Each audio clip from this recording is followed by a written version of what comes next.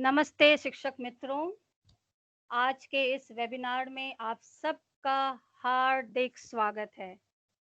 हम आज ISC internal assessment 2020 के बारे में बातचीत करेंगे। इस विषय पर बात करने के लिए आज हमारे बीच उपस्थित हैं सौमित्र आनंद जी। आप शिक्षक और सीआईएससी भाषा विशेषज्ञ हैं। हम आपका हार्दिक स्वागत करते हैं। हमारे साथ आईटी एक्सपर्ट और शिक्षक विशाल सिंह जी भी मौजूद हैं। हम आपका हार्दिक अभिनंदन करते हैं। हमारे बीच यूट्यूबर और शिक्षक बलवंत यादव जी भी उपस्थित हैं। सर, आपका भी हार्दिक स्वागत है।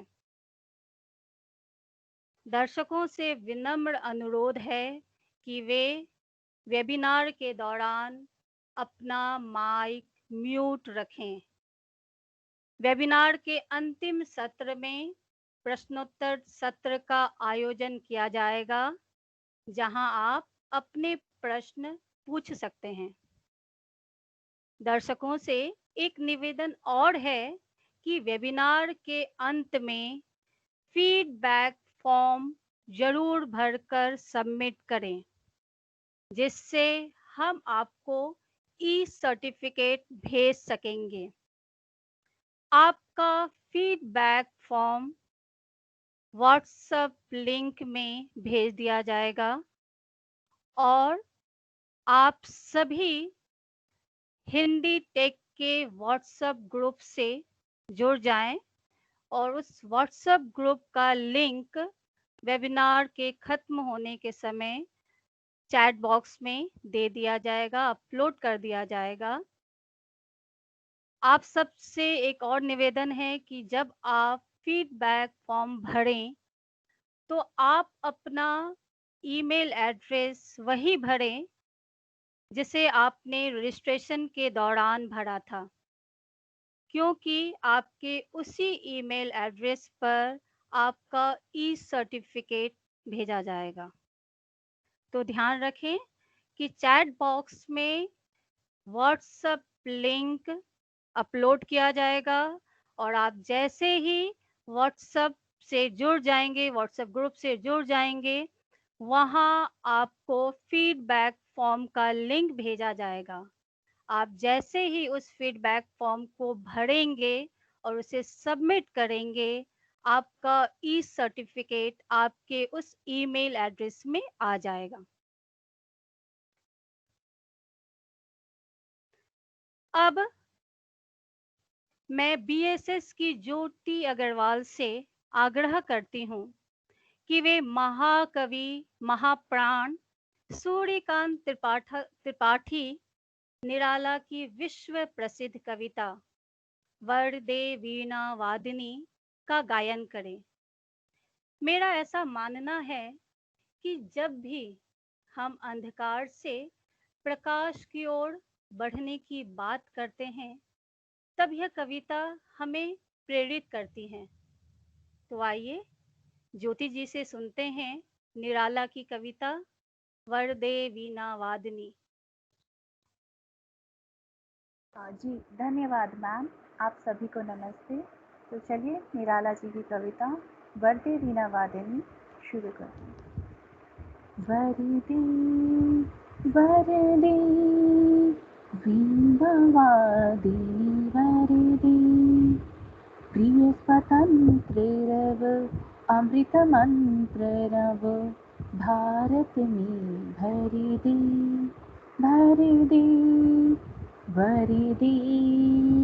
वरदे वीणा वादिनी वरदे काटे अंध उर के बंधन स्तर बाहजननी ज्योतिर्मय निर्झर काटे अंध उर के बंधन स्तर बाहजननी ज्योतिर्मय निर्झर कलुष भेदतम हरि प्रकाश भर जगमग जग कर दे वर दे वीणा वादिनी वर दे नवगति नवलय ताले छंद नव नवल कंठ नव जलद मंद्र रव नवगति नवलय ताले छंद नव नवल कंठ नव जलद मंद्र रव नव नभ के नव वृहग वित को नव पर नव स्तर दे नव स्वर दे वर दे वर दे वीणा वादिनी वर दे। धन्यवाद मैम। धन्यवाद ज्योति जी। मंत्र मुग्ध करने वाली कविता और जिस तरह से आपने गायन रूप में प्रस्तुत किया है, बहुत ही उम्दा। अब मैं सौमित्र आनंद जी से आग्रह करती हूँ कि वे वेबिनार की शुरुआत करें। सौमित्र आनंद जी। धन्यवाद प्रीति जी, आप सबका हार्दिक अभिनंदन है। हम विगत कई वर्षों से कोशिश कर रहे हैं हिंदी शिक्षण और उसमें आ रहे परिवर्तनों को समय समय पर अपने हिंदी शिक्षक समाज के साथ साझा करते रहें। आज जब कोविड-19 की वजह से तकनीकी ज़रूरतें बढ़ गई हैं और ऑनलाइन ही विकल्प बनता जा रहा है, तब ये निहायत ज़रूरी हो जाता है कि हम एक दूसरे का हाथ थामकर इस मुश्किल समय के पार पहुंचे। हमने अपने पिछले वेबिनार में हिंदी शिक्षण में तकनीक के प्रयोगों पर बातचीत की थी और आप में से बहुत सारे मित्र हमारे साथ उस वेबिनार में भी थे। आज हम उसी क्रम को आगे बढ़ा रहे हैं। जैसा कि हम जानते हैं कि काउंसिल ने, CISC काउंसिल ने 2020 में कक्षा 11 के लिए इंटरनल असेसमेंट का प्रावधान किया है, जिसके अंतर्गत काउंसिल ये चाहता है कि हम 100 नंबर के प्रश्न पत्र की जगह अब 80 नंबर का प्रश्न पत्र लें और 20 नंबर हम उनका आंतरिक मूल्यांकन करें। और काउंसिल ने उसे 3 हिस्सों में बांटा है: श्रवण कौशल, वाचन कौशल और लेखन कौशल। शिक्षक मित्रों, हम इन तीनों कौशल पर विस्तार से चर्चा करेंगे। उससे पहले मैं आप लोगों को बता दूं कि हमारे शिक्षक मित्रों में CISC के अलावा CBSE, IGCSE और IB के भी शिक्षक हैं। गतिविधियां हर माध्यम में लगभग एक जैसी होती हैं। मैं अगर ये कहूं तो अतिशयोक्ति नहीं होगी कि काउंसिल ने यह जो आंतरिक मूल्यांकन की परिकल्पना की है, वह मूलतः IGCSE और IB से काफी साम्य रखता है, क्योंकि वहां भी स्पीकिंग और लिसनिंग का प्रावधान है। और बड़े मजे की बात है कि CBSE में अपठित गद्यांश के जगह अपठित काव्यांश भी पूछा जाता है, तो काउंसिल ने काव्यांश को भी शामिल किया है, जिस पर हम विस्तार से चर्चा करेंगे। Next slide. यहां देखिए, काउंसिल जो मूलभूत बातें कर रहा है, वह चाहता है कि जो निर्धारित पाठ्यक्रम है ISC का, क्लास 11 का, हम उस निर्धारित पाठ्यक्रम के अतिरिक्त विद्यार्थियों का मूल्यांकन करें। क्या तात्पर्य है कहने का? यानी हम जो 80 नंबर के प्रश्न पत्र करवाते हैं और उसमें हम जो कुछ भी पूछते हैं, उससे इतर जाकर विद्यार्थी का समग्र मूल्यांकन, और विद्यार्थी के समग्र मूल्यांकन के लिए वह श्रवण, वाचन और लेखन कौशल को आंकना चाहते हैं। यहाँ शिक्षक मित्रों, इस बात पर ध्यान रखें कि आंतरिक मूल्यांकन हम जो अपने विद्यार्थियों का करेंगे, वह इन 3 विषयों पे आधारित तो है ही, लेकिन विद्यालय को इसका रिकॉर्ड रखना जरूरी है, ये हमें ध्यान रखना है। और यह असाइनमेंट जो है 20 नंबर का, जो हम 3 विषयों पे लेंगे, वाचन, श्रवण और लेखन पे, यह कक्षा 11 की बात मैं कर रहा हूं। कक्षा 12वीं में कोई परिवर्तन नहीं है, तो हम आज जो बातचीत करेंगे 2020 और 21 को ध्यान में रखते हुए कक्षा 11 के लिए, क्योंकि 12वीं में पूरे 100 नंबर के पेपर हैं, तो उसमें कोई बदलाव नहीं। हमें ये ध्यान रखना है कि यदि हमारी कक्षा 11 में 2 सत्र होते हैं, फर्स्ट टर्म या सेकेंड टर्म, जैसे मेरे विद्यालय में 3 सत्र होते हैं, फर्स्ट टर्म, सेकेंड टर्म और थर्ड टर्म, तो तीनों सत्र में आपको यह 20 नंबर का असाइनमेंट करना है। 20 नंबर कहने का मतलब वाचन 6 अंक का है, उसके बाद श्रवण 6 अंक का है और लेखन 8 अंक का है। इस पर हम और विस्तार से चर्चा करेंगे अलग अलग हिस्सों में। तो मैं अब श्रवण कौशल के लिए, उस पर विस्तार से बातचीत करने के लिए, काउंसिल के दिशा निर्देशों को बताने के लिए, मूल्यांकन की पद्धति बताने के लिए मैं विशाल जी का से आग्रह करूंगा। हमारे आईटी एक्सपर्ट हैं, हमारे डीपीएस न्यू टाउन के विभागाध्यक्ष हैं और कई वर्षों से वह काउंसिल की गतिविधियों जुड़े हुए हैं, तकनीकी गतिविधियों जुड़े हुए हैं। तो विशाल जी, आपका स्वागत है, आप आएं और श्रवण कौशल के बारे में, लिसनिंग के बारे में अपनी बात रखें। धन्यवाद सौमित्र जी। दरअसल आज हम परियोजना कार्य के आईएससी परियोजना कार्य के जिस पक्ष पर बात करने जा रहे हैं, और जैसा कि सौमित्र जी ने बताया कि हम श्रवण कौशल और इसके अलावा वाचन कौशल और लेखन कौशल पर बात करेंगे, तो मैं सबसे पहले श्रवण कौशल पर बात कर लूं, तो इसके बाद सौमित्र जी और बलवंत जी बात करेंगे। तो श्रवण कौशल हमारे लिए अनजान नहीं है। मैं यह क्यों कह रहा हूं, क्योंकि कक्षा 9वीं और 10वीं में श्रवण कौशल को हम अपनी परियोजना के अंतर्गत रखते हैं और यह हमारे परियोजना का एक हिस्सा होता है। तो ठीक वही पृष्ठभूमि यहाँ है, थोड़ा सा बदलाव काउंसिल ने किया है और वह बदलाव मैं आपके सामने प्रस्तुत करने जा रहा हूँ।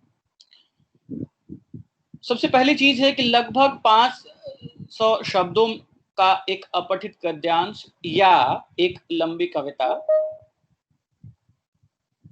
चुनी जाएगी या ली जा सकती है। इसके अलावा हम कोई ऑडियो क्लिप भी ले सकते हैं और यह 2 तरह से इस गतिविधि को पूरा किया जा सकता है। एक तो शिक्षक स्वयं उस गद्यांश को या लंबी कविता को पढ़े ताकि बच्चे सुने, विद्यार्थी सुने, या यदि शिक्षक चाहे तो कोई ऑडियो क्लिप का भी इस्तेमाल कर सकता है जो पहले से रिकॉर्ड की गई हो, या शिक्षक ने अपनी आवाज में रिकॉर्ड की हो, या अन्य कोई रिकॉर्डिंग भी ली जा सकती है। अब काउंसिल ने यहाँ जो मूलभूत जानकारी हमें दी है, उसमें विषय वस्तु का चुनाव कैसे करें, इस पर बातचीत जब हम करते हैं तो हम पाते हैं कि विषय वस्तु पर के चुनाव के लिए, ताकि कौन सी चीज पढ़ी जाए, और उसमें अखबार के कतरन से 500 शब्दों का कोई एक समाचार, ठीक, या मैगजीन, किसी भी साहित्यिक मैगजीन, या ऐसी मैगजीन जिसमें गंभीर चिंतन की बातचीत की गई हो, या जिसका संबंध पठन पाठन से हो, सामाजिक आदि विषयों को स्पष्ट करता हो या उसको विवेचित करता हो, तो ऐसे विषय वस्तु चुने जा सकते हैं। खेलकूद से जुड़े समाचार भी लिए जा सकते हैं। तो इस तरह से हम देखते हैं कि गद्यांश या कविता के चुनाव की जब बात आती है तो हमारे पास एक वृहत आयाम है जहां से हम चुन सकते हैं। ठीक है, अब इस गतिविधि को हम कैसे संपादित करें? तो पहली चीज जो है, यह गतिविधि संपादित करने से पहले हमें विषय वस्तु का चुनाव करना होगा, अर्थात या तो अपठित गद्यांश या लंबी कविता या मैगजीन के कतरन आदि, जिसका जिक्र मैंने अभी किया, और उस पर एक वर्कशीट या कार्यपत्र बनाया जाए और वह जो उसका मूल्यांकन किया जाए। और इस पर मैं आगे फिर बात करता हूं।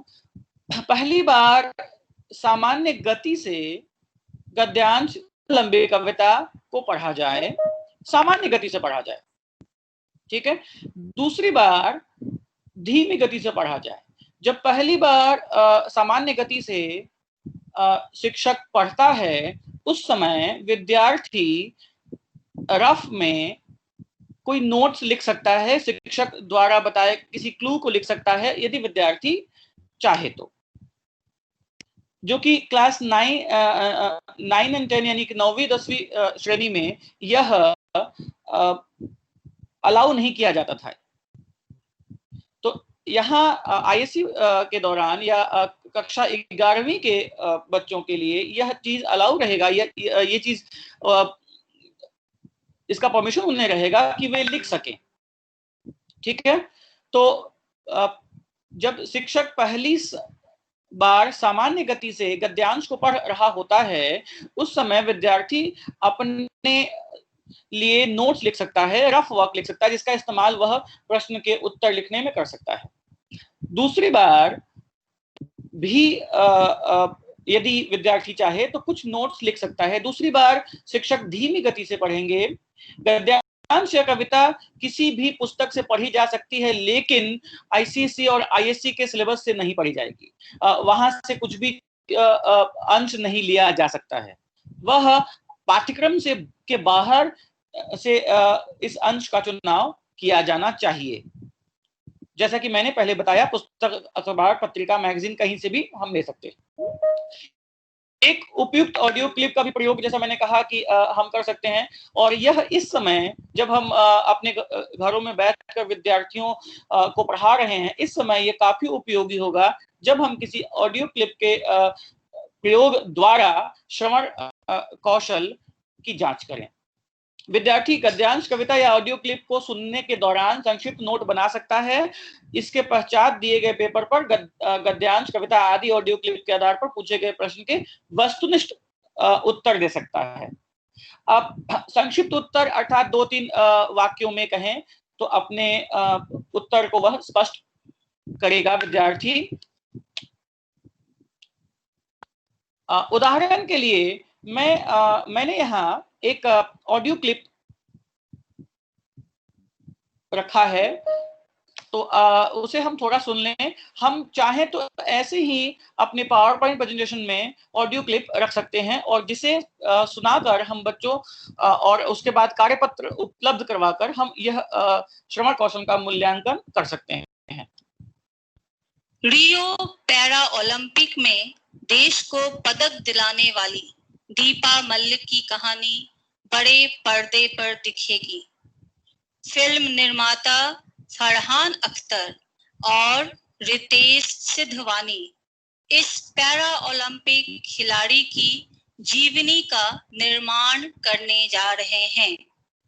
अच्छा, एक और चीज यहाँ याद रखें हम, जैसा कि मैंने अभी कहा कि शिक्षक रिकॉर्डिंग भी प्रस्तुत कर सकता है, तो याद रखिएगा जैसे काउंसिल ने यहाँ बात कही कि एक बार सामान्य गति से और दूसरी बार धीमी गति से पढ़ी जाए। तो रिकॉर्डिंग के लिए एक बड़ी समस्या हो सकती है कि सामान्य गति और धीमी गति से कैसे पढ़ें, ठीक है। तो वैसे जब हम प्ले करते हैं तो हर ऑडियो की एक स्पीड होती है, ठीक है। तो वहां हम स्पीड को या कम या ज्यादा कर सकते हैं, लेकिन सबके लिए यदि ये मुमकिन नहीं हो उसके स्पीड को कम या ज्यादा करना, तो हम स्वयं अपनी भाषा में भी चाहें तो उस स्पीच को थोड़ी धीमी गति में पढ़कर रिकॉर्ड कर सकते हैं। दोनों बातें यहाँ हम इसका ध्यान रखें हम। और इसके बाद कार्यपत्र भी कार्यपत्र बच्चों को दिया जाएगा और बच्चे प्रश्न का उत्तर लिखेंगे। मैं कार्यपत्र इसका एक सैंपल वीडियो, ऑडियो और कार्यपत्र जो है वो hindigyaan.org पर उपलब्ध है। लिंक यहाँ दिया गया है। मैं अंत में आपको कार्यपत्र का नमूना दिखा दूंगा, तो वहां से डाउनलोड किया जा सकता है। वैसे हम हिंदी टेक के ग्रुप में भी इसे पोस्ट कर देंगे या मेल के द्वारा भेजा जा सकता है। इसके बाद हम मूल्यांकन के मानदंड की बात कर लें तो इस श्रवण कौशल का सबसे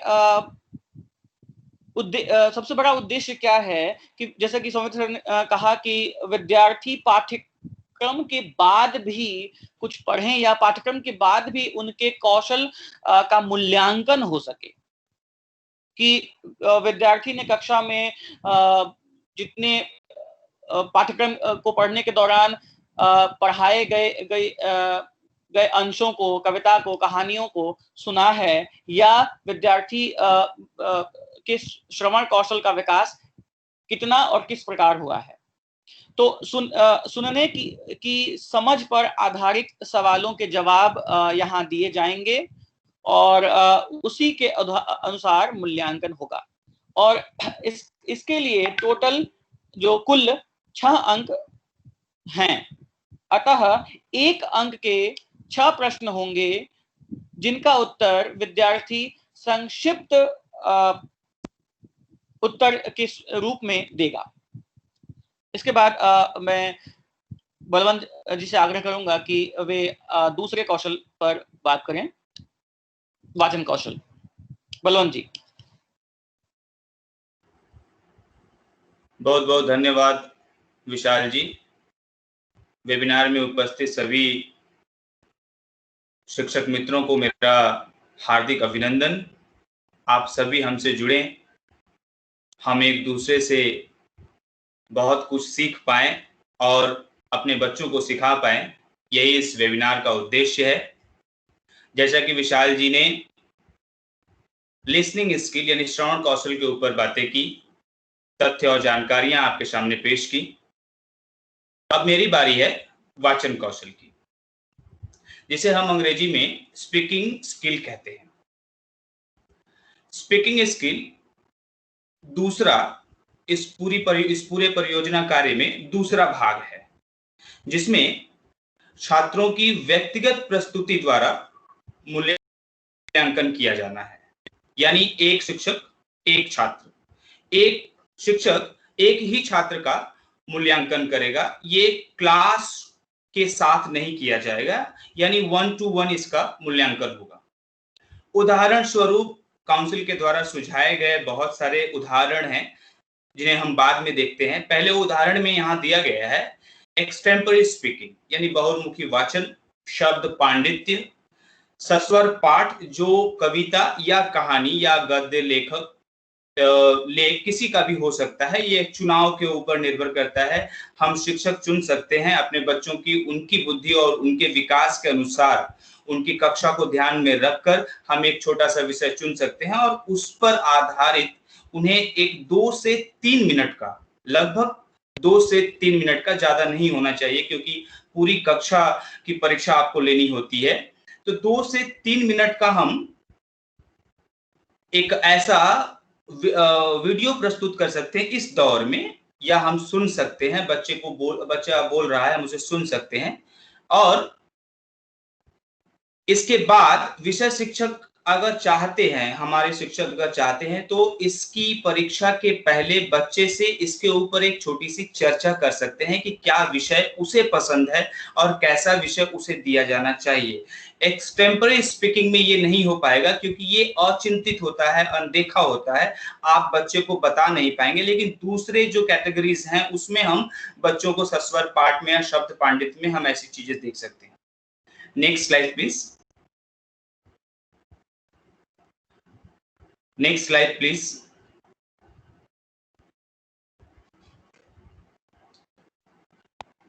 नेक्स्ट स्लाइड।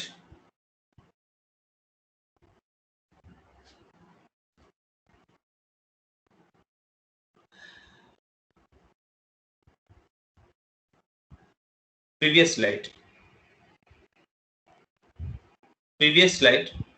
अच्छा, यहां देखिए परियोजना कार्य के लिए सुझाए गए कार्य, ये कार्य जो है काउंसिल द्वारा सुझाए गए हैं, जिनमें 7 कार्य दिए गए हैं।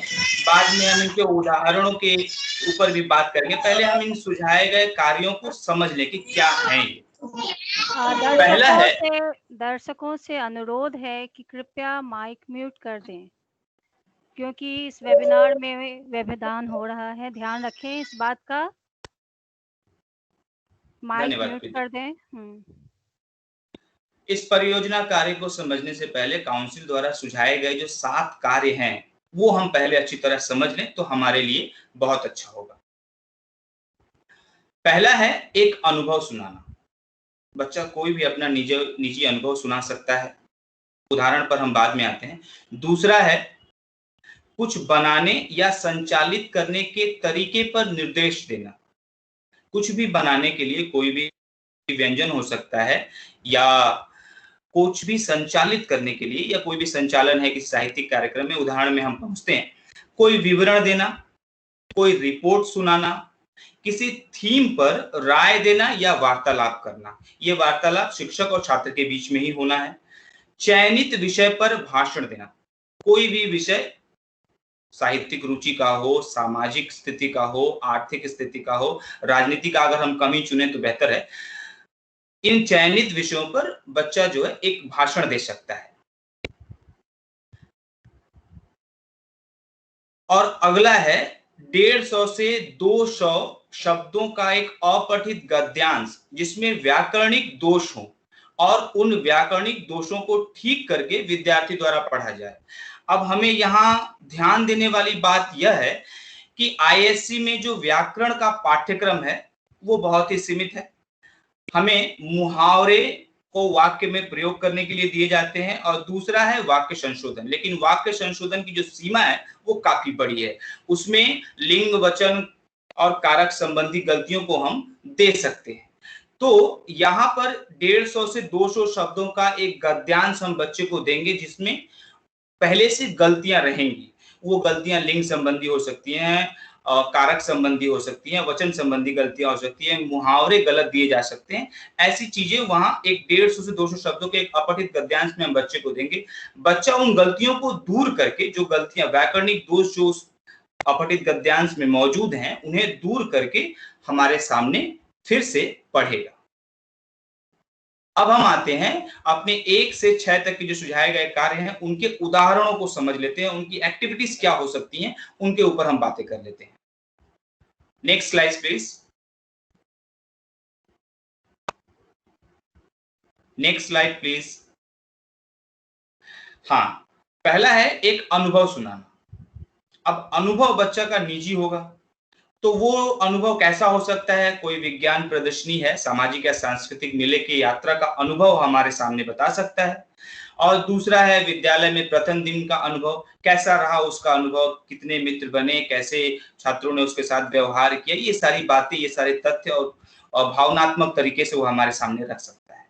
तीसरा है गांव या विदेश भ्रमण का अनुभव।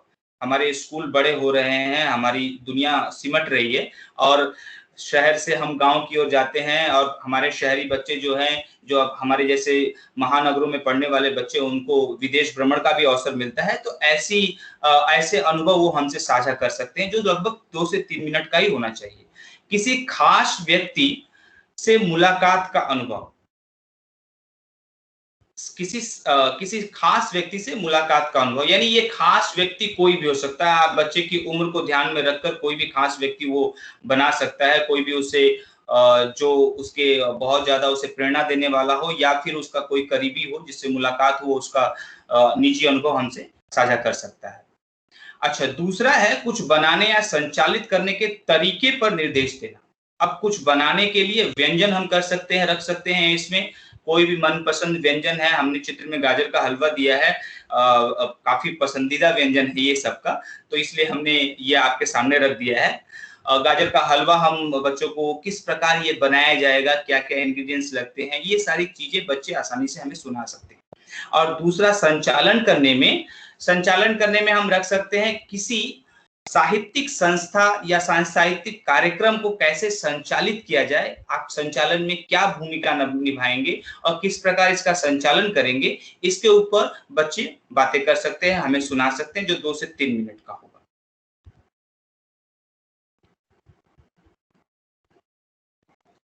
Next slide.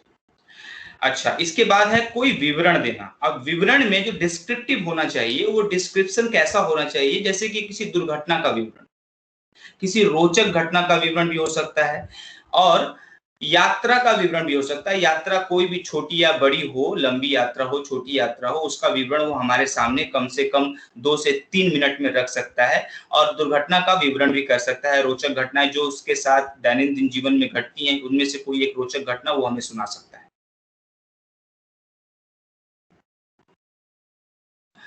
अब है रिपोर्ट तैयार करने वाली जो बात है, ये बच्चे पहले भी अपनी पिछली कक्षाओं में कर चुके हैं, उनके लिए आसान हो पाएगा। और हमने जो सुझाया है, जो हमने एक्टिविटीज आपको बताई है, दिखा रहे हैं, उनमें है वार्षिक खेलकूद। हर स्कूल में, हर विद्यालय में वार्षिक खेलकूद होते हैं, उसकी एक छोटी सी रिपोर्ट बनाकर बच्चा हमें सुना सकता है।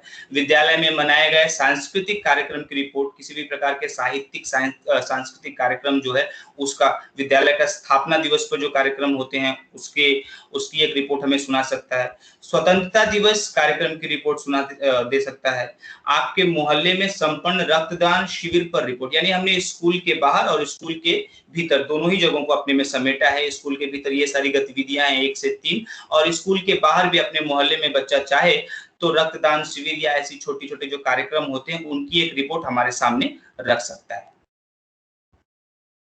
अगला है किसी थीम पर राय देना या वार्तालाप करना। अब इस पर हमने काफी उदाहरण आपके सामने रखे हैं। उनमें से पहला है मोबाइल फोन के होने वाले फायदे और नुकसान, जो बहुत ही आम है, साधारण सा है, बच्चों की जानकारी इस पर काफी है। देश में बढ़ता भ्रष्टाचार, आत्मनिर्भरता, हिंदी की दशा और दिशा, देश में धार्मिक सौहार्द की आवश्यकता, गांवों का बढ़ता शहरीकरण। ये काफी रोचक हो सकता है, गांव में किस प्रकार शहरीकरण बढ़ रहा है। और साथ ही साथ हिंदी फिल्मों में बढ़ती हिंसा, सोशल मीडिया और हम। सोशल मीडिया आज का सबसे बड़ा प्लेटफॉर्म है जिससे हम और आप भी जुड़ पा रहे हैं, और इसकी उपयोगिता हमारे जीवन में क्या है, इसके विषय में बच्चे बातें कर सकते हैं। वाचन कौशल के लिए हमने एक उदाहरण आपके सामने रखा है, जो यूट्यूब लिंक आपको दिखाया जा रहा है, इसे आप देख सकते हैं, आप सुन सकते हैं, समझ सकते हैं। शिक्षक कैसे इसका मूल्यांकन करेंगे, ये जो मूल्यांकन है वाचन कौशल का, इसमें कुछ भाग दिए गए हैं, आप उसे अच्छी तरह हम समझ लेते हैं तो हमारे मूल्यांकन में बड़ी आसानी होगी। और वो पहला है सामग्री का चुनाव। बच्चा कैसा सामग्री चुनता है, जो उसकी चयनित सामग्री है वो उसके बुद्धि और विकास पर निर्भर करती है। तो जिस प्रकार की सामग्री होगी वैसी उसकी बुद्धि और उसका विकास होगा। तो हम सामग्री के चुनाव से भी समझ सकते हैं कि बच्चे की तैयारियां कैसी हैं। प्रवाह कैसा है, किस फ्लो में बोले जा रहा है, और फ्लो के साथ साथ जो व्याकरणिक दोष हैं, और साथ साथ शब्दावली कैसी है, जो जिन शब्दों का प्रयोग कर रहा है वो कैसे हैं, वो उसके विकास के लायक है, उसकी कक्षा के लायक है या नहीं है, उसके स्टैंडर्ड के हैं या नहीं है। इस तरह की बातों को हमें ख्याल रखना है। और दूसरा है वाक्य संरचना, यानी सेंटेंस फॉर्मेशन कैसा है, उसका सेंटेंस फॉर्मेशन वो ठीक से कर पा रहा है या नहीं, या फिर सिर्फ धड़ल्ले बोले ही जा रहा है। सिर्फ बोलने के साथ साथ उसकी वाक्य संरचना अच्छी है और शब्दों का चुनाव सही है, शब्दावली सही है, प्रवाह सही है। उसके साथ ये सारी चीजें जब होती हैं तो छात्र का आत्मविश्वास अपने आप झलकता है, क्योंकि ये तभी हो पाएगा जब उसमें वो आत्मविश्वास होगा अपनी चीजों को प्रस्तुत कर पाने का। अब हम आगे बढ़ते हैं और मैं सौमित्र जी से निवेदन करता हूं कि लेखन कौशल पर वो अपनी बातें रखें, अपने तथ्यों और जानकारियों से हमें लाभ दें। धन्यवाद बलवंत जी। यानी मेरे हिस्से लेखन कौशल पढ़ा है। ये वह हिस्सा है जो विद्यार्थी जिससे कतराता है, जिससे भागने की कोशिश करता है। क्योंकि यहाँ मैं आपको बता दूं कि 600 से लेकर 800 शब्दों में विद्यार्थी को लेखन कौशल का अपना अपना कौशल दिखाना है। और यहाँ पर कौंसिल जो है कई सारी चीज़ों को समाहित करता है, और वह इसमें लिटरेचर और लैंग्वेज, साहित्य और व्याकरण दोनों हिस्सों पर बात करता है। पहले हम जान लें क्या क्या चीज़ें हैं जो कौंसिल हमसे चाहता है। वो चाहता है कि हम किसी एक घटना का विवरण लिख सकते हैं। एग्जाम्पल मैं अगले स्लाइड में दूंगा। एक आत्मकथात्मक अनुभव लिख सकता है विद्यार्थी। यह सारी चीजें व्याकरण के हिस्से में आती हैं। या वह किसी पुस्तक की समीक्षा कर सकता है, जिस पुस्तक को उसने अपने पाठ्यक्रम के इतर बाहर जाकर पढ़ा है। समस्या ये है कि हमारे बच्चे पढ़ते बहुत कम हैं, तो यह उनके अंदर अब पाठ्यक्रम से बाहर पढ़ने की इच्छा शक्ति को बढ़ाने के लिए उठाया गया कदम है। हमारे IGCSE के मित्र होंगे यहाँ पर, वो जानते हैं कि हम पुस्तक समीक्षा करवाते हैं। मैं स्वयं IGCSE पढ़ाता हूँ, तो हम वहाँ पुस्तक पढ़वाते हैं बच्चों से। तो अब हम ISC में भी चाहेंगे कि बच्चे हमारे पुस्तक पढ़ें। इसके अलावा लिटरेचर के क्या हिस्से होंगे? लिटरेचर में हम कोई भी पाठ्यक्रम से चुनी हुई किसी भी कहानी या कविता या उपन्यास या नाटक, सारा आकाश और आषाढ़ का एक दिन हमारे पाठ्यक्रम में है, हम उनका सारांश लिखवा सकते हैं, उनका संक्षिप्त विवरण कर सकते हैं। या पाठ्यक्रम की थीम पर आधारित कोई अन्य कहानी। ये बड़ा ही इंटरेस्टिंग है कि हमने कोई कहानी पढ़ी है पाठ्यक्रम में। सपोज हमने पुत्र प्रेम कहानी पढ़ा प्रेमचंद का, जो हमारे पाठ्यक्रम में है गद्य संकलन में। उससे मिलती जुलती कोई कहानी प्रेमचंद की हो या किसी अन्य लेखक की हो, हम विद्यार्थी को वह भी कह सकते हैं कि आप पढ़ें और उसकी भी समीक्षा लिखें, सारांश लिखें या उनके शीर्षक की सार्थकता पर बातचीत करें। या पाठ्यक्रम में कोई ऐसी कहानी हो या कविता हो जिसका विद्यार्थी शीर्षक बदलकर एक वैकल्पिक शीर्षक उसको दे और उसकी समीक्षा करे।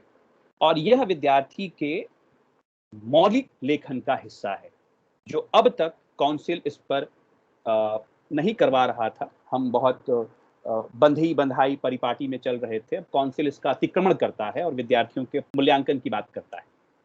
वो कहता है कि भैया आप एक कहानी पढ़िए अपने पाठ्य पुस्तक में और उस कहानी का शीर्षक बदल दीजिए और एक ऐसा शीर्षक दीजिए जिसे आप साबित कर सके सही। और इसके लिए विद्यार्थी को बहुत गहराई तक जाना पड़ेगा उस कहानी में। हम अगले स्लाइड में देखते हैं कि हमने कुछ उदाहरण दिए हैं आप लोगों के लिए। अब देखिए साहित्य से कैसे प्रश्न बना सकते हैं जिसमें विद्यार्थी 600 से लेकर 800 शब्दों में लिखे। आसान है। प्रेमचंद द्वारा लिखित कहानी पुत्र प्रेम का सारांश लिखिए। शरणागत कहानी में जो घटनाक्रम है उसका संक्षिप्त घटनाक्रम बताइए।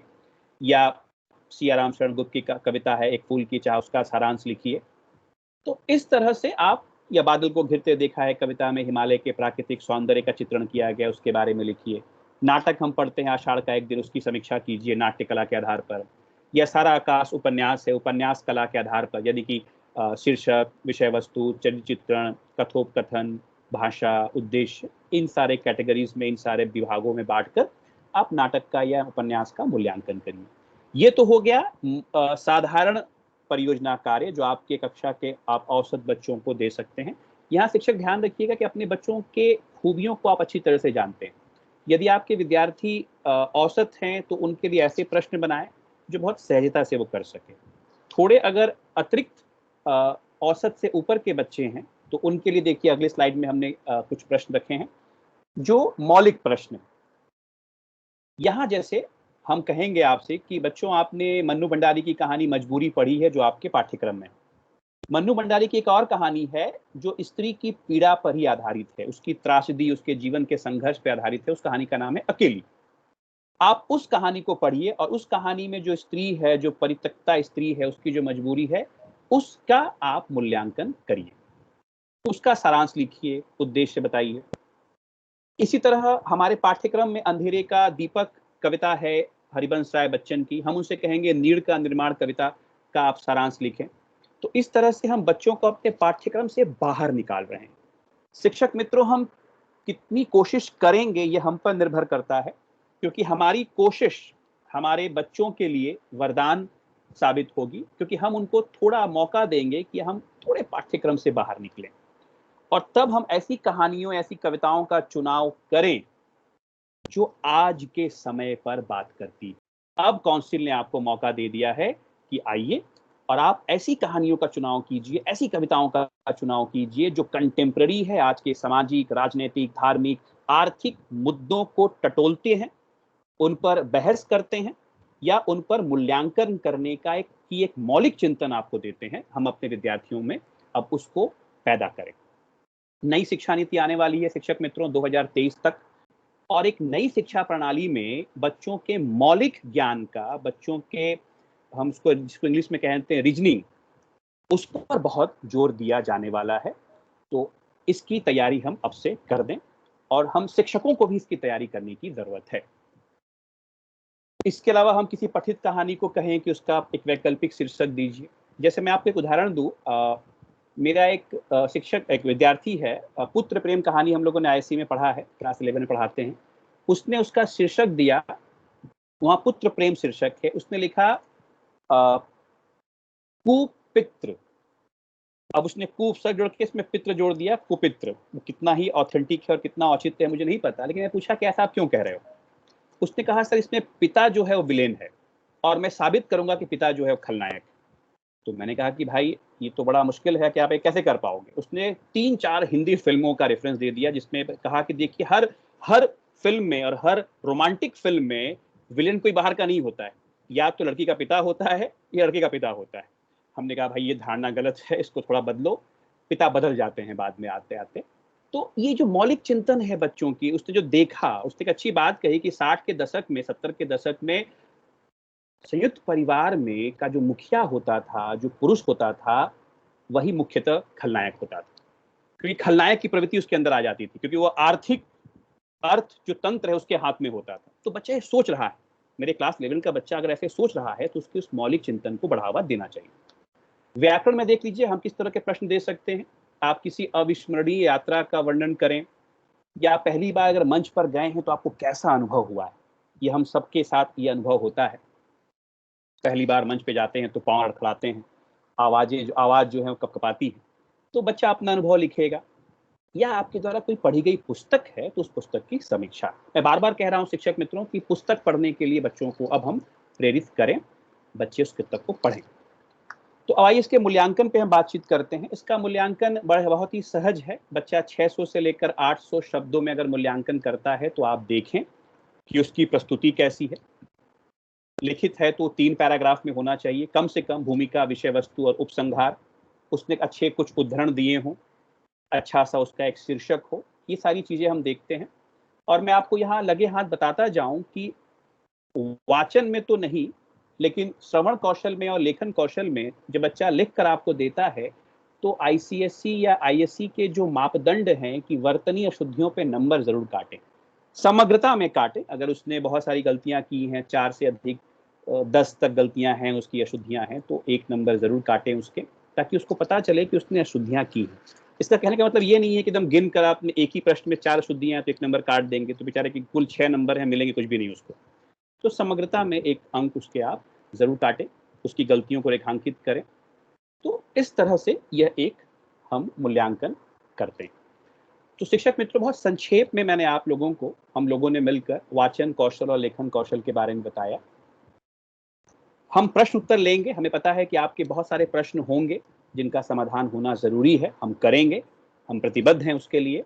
लेकिन कोविड-19 के समय जब हम विद्यालयों से बहुत दूर अपने घरों में हैं और इस लैपटॉप या डेस्कटॉप या मोबाइल के जरिए विद्यार्थियों से जुड़ रहे हैं, तब उस दौरान परियोजना कार्य को कैसे करवाया जाए।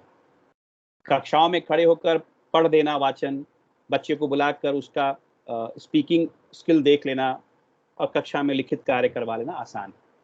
हम शिक्षक कर रहे हैं, ऐसी बात नहीं है। रातों रात हमारी तकनीकी ज्ञान का इजाफा बहुत हो गया है। मैं अपने आईटी एक्सपर्ट विशाल जी से आग्रह करूंगा कि वो बहुत संक्षेप में, बहुत सटीक चीजों का मूल्यांकन करते हुए बताए कि हमारे शिक्षक मित्र इस तकनीक का इस्तेमाल करते हुए किस तरह से परियोजना कार्य का संपादन करवाएं। विशाल जी। धन्यवाद। हाँ सौमित्र सर, दरअसल मैं यहाँ बहुत ही संक्षेप में आप लोगों को कुछ ऐसे टूल्स से परिचय करवाना चाहता हूँ। हो सकता है कि आप इससे परिचित हों, फिर भी मैं अलग अलग प्लेटफॉर्म की बात यहाँ रख लूँ।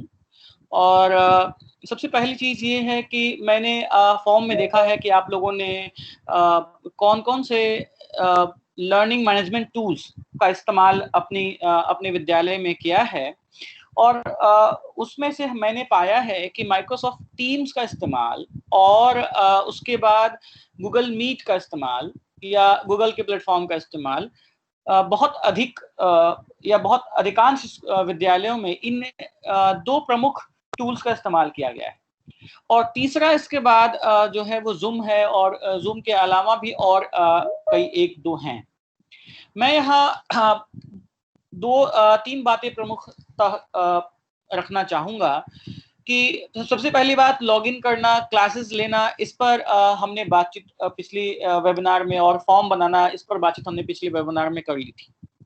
मैं यहाँ इसके बाद ऐसे कौन से टूल्स का इस्तेमाल करें ताकि ये परियोजना को या फिर तीनों कौशलों का मूल्यांकन हम कर सकें आज के इस कोविड समय में, इस पर मैं बिल्कुल संक्षिप्त रूप में अपनी बात रखूंगा। पहले टूल्स की बात करूं तो अगर आप में से जो कोई भी शिक्षक यदि माइक्रोसॉफ्ट टीम्स इस्तेमाल करता हो तो उनके लिए मैं कहूं कि माइक्रोसॉफ्ट टीम्स के अंदर ही माइक्रोसॉफ्ट स्ट्रीम जो है ये एक इनबिल्ट टूल है जिसमें आप अपने वीडियो को रिकॉर्ड कर सकते हैं या कोई वीडियो आप प्रस्तुत कर सकते हैं। जैसा कि आप देख रहे हैं कि यहाँ पर हमने देखा जैसे टीम्स में आप चैनल्स बनाते हैं, क्लासेस बनाते हैं, वैसे यहाँ क्रिएट योर ओन चैनल और क्लास का विकल्प है। चैनल अर्थात क्लास या विषय वस्तु भी हम टॉपिक का नाम भी रख सकते हैं। इसके बाद चैनल्स बनाने के बाद हम देखेंगे कि create a live event, upload your video, find your content. इसके अलावा आपके सारे वीडियोस यहाँ पर रहेंगे जो आप रिकॉर्ड करेंगे या क्लास के दौरान आप मीट को रिकॉर्ड करेंगे, वो सारी चीजें जो हैं वह यहाँ मिलेंगी आपको। अब ये केवल रिकॉर्डिंग तक सीमित नहीं है।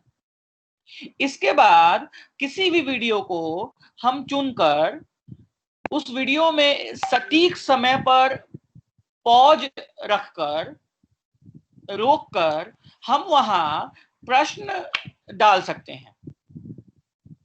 मैं फिर दोहराता हूं कि वीडियो के साथ साथ हम किसी ऑडियो को, जैसे अगर मान लीजिए वीडियो ऑडियो देना है तो हम केवल ब्लैक स्क्रीन में ऑडियो प्रस्तुत करें, और ऑडियो के साथ साथ आप ध्यान दीजिएगा कि एक खास समय पर वीडियो पॉज होगा और उसके बाद हम उसमें प्रश्न डाल सकते हैं, और वे प्रश्न बच्चे उसका उत्तर देंगे जिसका जो हमें मिल जाए, जो हमें मिलेगा, अर्थात एक माइक्रोसॉफ्ट शीट में या गूगल शीट में या आप जहां चाहें वहां उसका आंसर ऑटोमेटिकली सेव होगा। ठीक है, अब आप देखिएगा ऐड अ फॉर्म, यहाँ एक विकल्प है। तो यहां हम URL देंगे फॉर्म का और प्रश्न देंगे और ऐड टू टाइमलाइन। जैसे हम उसे टाइमलाइन पर ऐड करेंगे, विद्यार्थी जैसे ही उस पर्टिकुलर टाइमलाइन पे पहुंचेगा, वीडियो अपने आप पॉज हो जाएगा और वहां वह प्रश्न पूछा जाएगा। और वो प्रश्न क्या होगा? वो प्रश्न वही होगा जिसे अब तक विद्यार्थी ने सुना है या देखा है। अर्थात विद्यार्थी वीडियो देखते समय हमारे द्वारा पूछे गए प्रश्नों का वह उत्तर दे सकता है। ठीक है, अर्थात अगर हम श्रवण कौशल की परीक्षा ले रहे हैं और हमने वहां एक क्लिप दिया है और विद्यार्थी उसे सुन रहा है, हमने उस क्लिप को या उस वीडियो को ऐसे प्रस्तुत किया है कि एक बार तेज गति में वीडियो प्ले हो रहा है और एक बार थोड़ी धीमी गति में प्ले हो रहा है, या फिर वो एक ही गति में प्ले क्यों ना हो, बच्चे के पास या विद्यार्थी के पास ये विकल्प होगा कि वीडियो को कई बार वह सुनकर प्रश्नों के उत्तर दे सकता है। हम चाहें तो ये लिमिट कर सकते हैं कि विद्यार्थी कितनी बार वीडियो प्ले कर सकता है।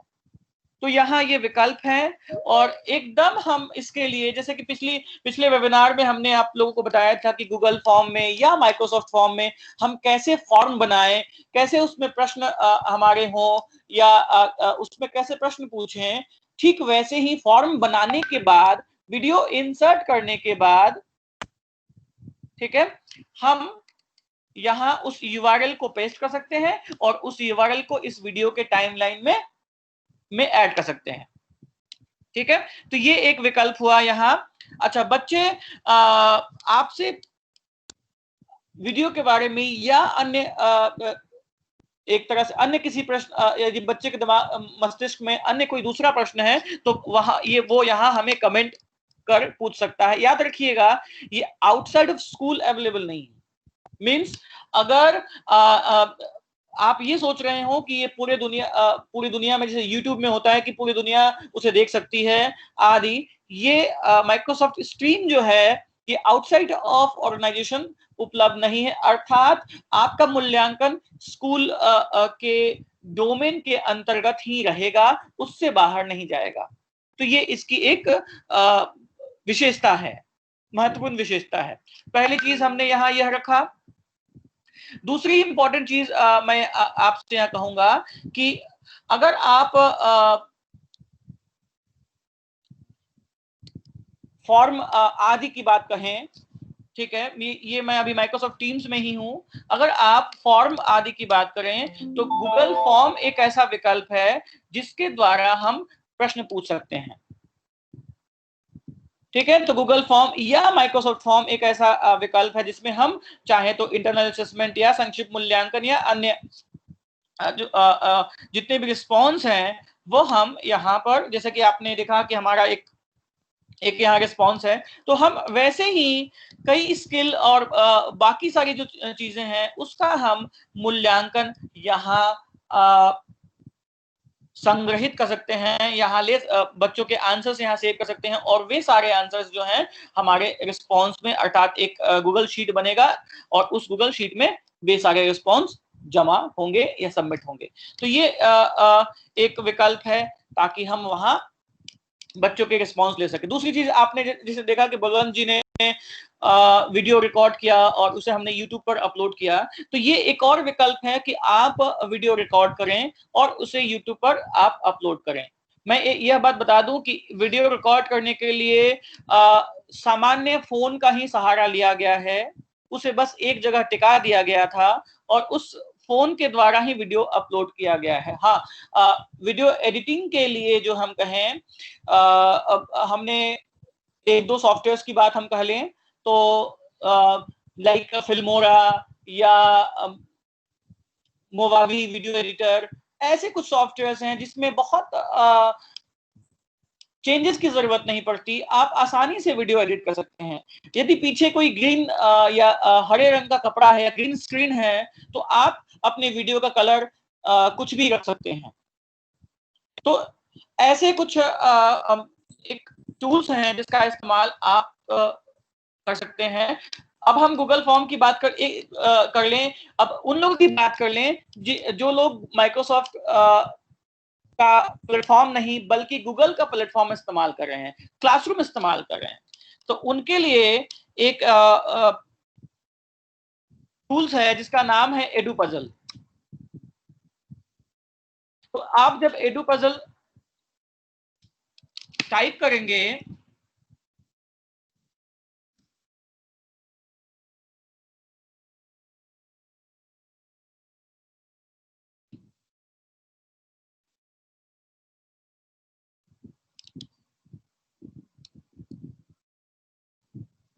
एक मिनट में URL जरा मैं देख लूं।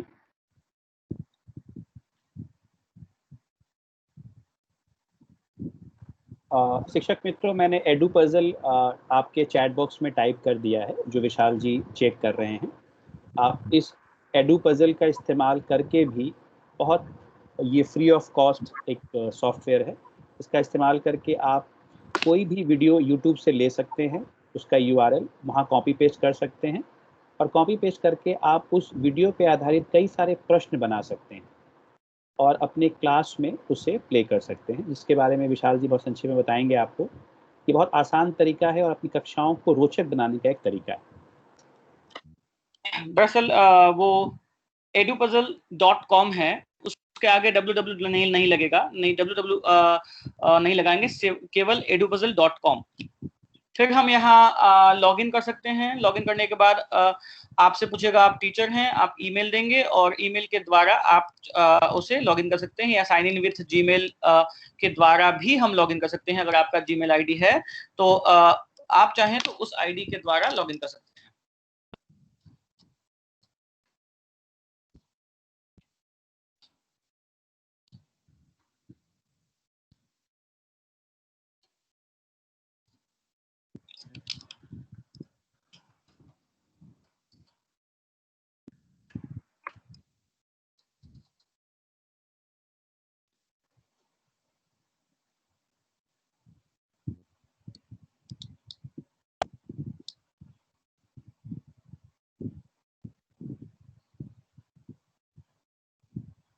यहाँ आप देखेंगे कि ये विकल्प जो है वो LMS की तरह, यानी कि लर्निंग मैनेजमेंट टूल की तरह भी इस्तेमाल होता है, और गूगल क्लासरूम के द्वारा इंटीग्रेट भी हो सकता है, अर्थात गूगल क्लासरूम में इसे इंक्लूड किया जा सकता है।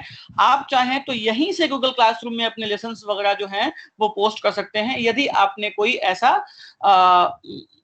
असाइनमेंट बनाया है जो गूगल क्लासरूम में आप चाहें तो उसे आप पोस्ट कर सकते हैं। सबसे पहली चीज यहाँ जो हम देखें तो होम में कुछ तो यहाँ पर इसकी एडुपजल की सबसे अच्छी विशेषता ये है कि यहाँ पर बहुत कुछ ऐसे वीडियोज हैं जिसका आप प्री मेड वीडियो हैं जिसका इस्तेमाल आप कर सकते हैं, जो पहले से ही यहाँ पर उपलब्ध हैं। इसके अलावा आप देखेंगे तो एडुपजल के अपने वीडियो, आप YouTube से भी वीडियो ले सकते हैं, खान एकेडमी वगैरह वगैरह, नेशनल जियोग्राफिक, टेड टॉक्स, मतलब इसमें आप जैसे हमने आप लोगों को बताया था कि आप किसी भी कह सकते हैं अखबार के कतरन या मैगजीन आदि से कंटेंट ले सकते हैं। तो ये कुछ ऐसे हमारे कंटेंट प्रोवाइडर्स हैं, जैसे टेड टॉक्स है, वहाँ गंभीर चिंतन के या किसी विषय पर गंभीर चिंतन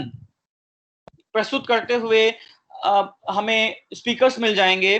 तो उनकी बात हम देखें तो YouTube या एडुपजल जहां भी हम जाएं वहां से हम वीडियो चुनकर हम उस हिसाब से किसी भी वीडियो को चुनकर उस हिसाब से हम ये क्विज बना सकते हैं, और ये क्विज वहां हमारे लिए रेडी रहेगा।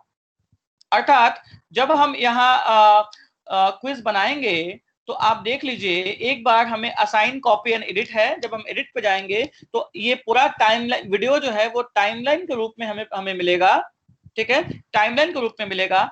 हम इसको सुनते हुए जहां भी चाहें वहां स्टॉप बनाकर, जैसे इतनी यहां हम एक स्टॉप बनाना चाहते हैं फॉर एग्जांपल, तो वहां स्टॉप बनाकर हम चाहें तो इस वीडियो में अपना वॉइस ओवर दे सकते हैं।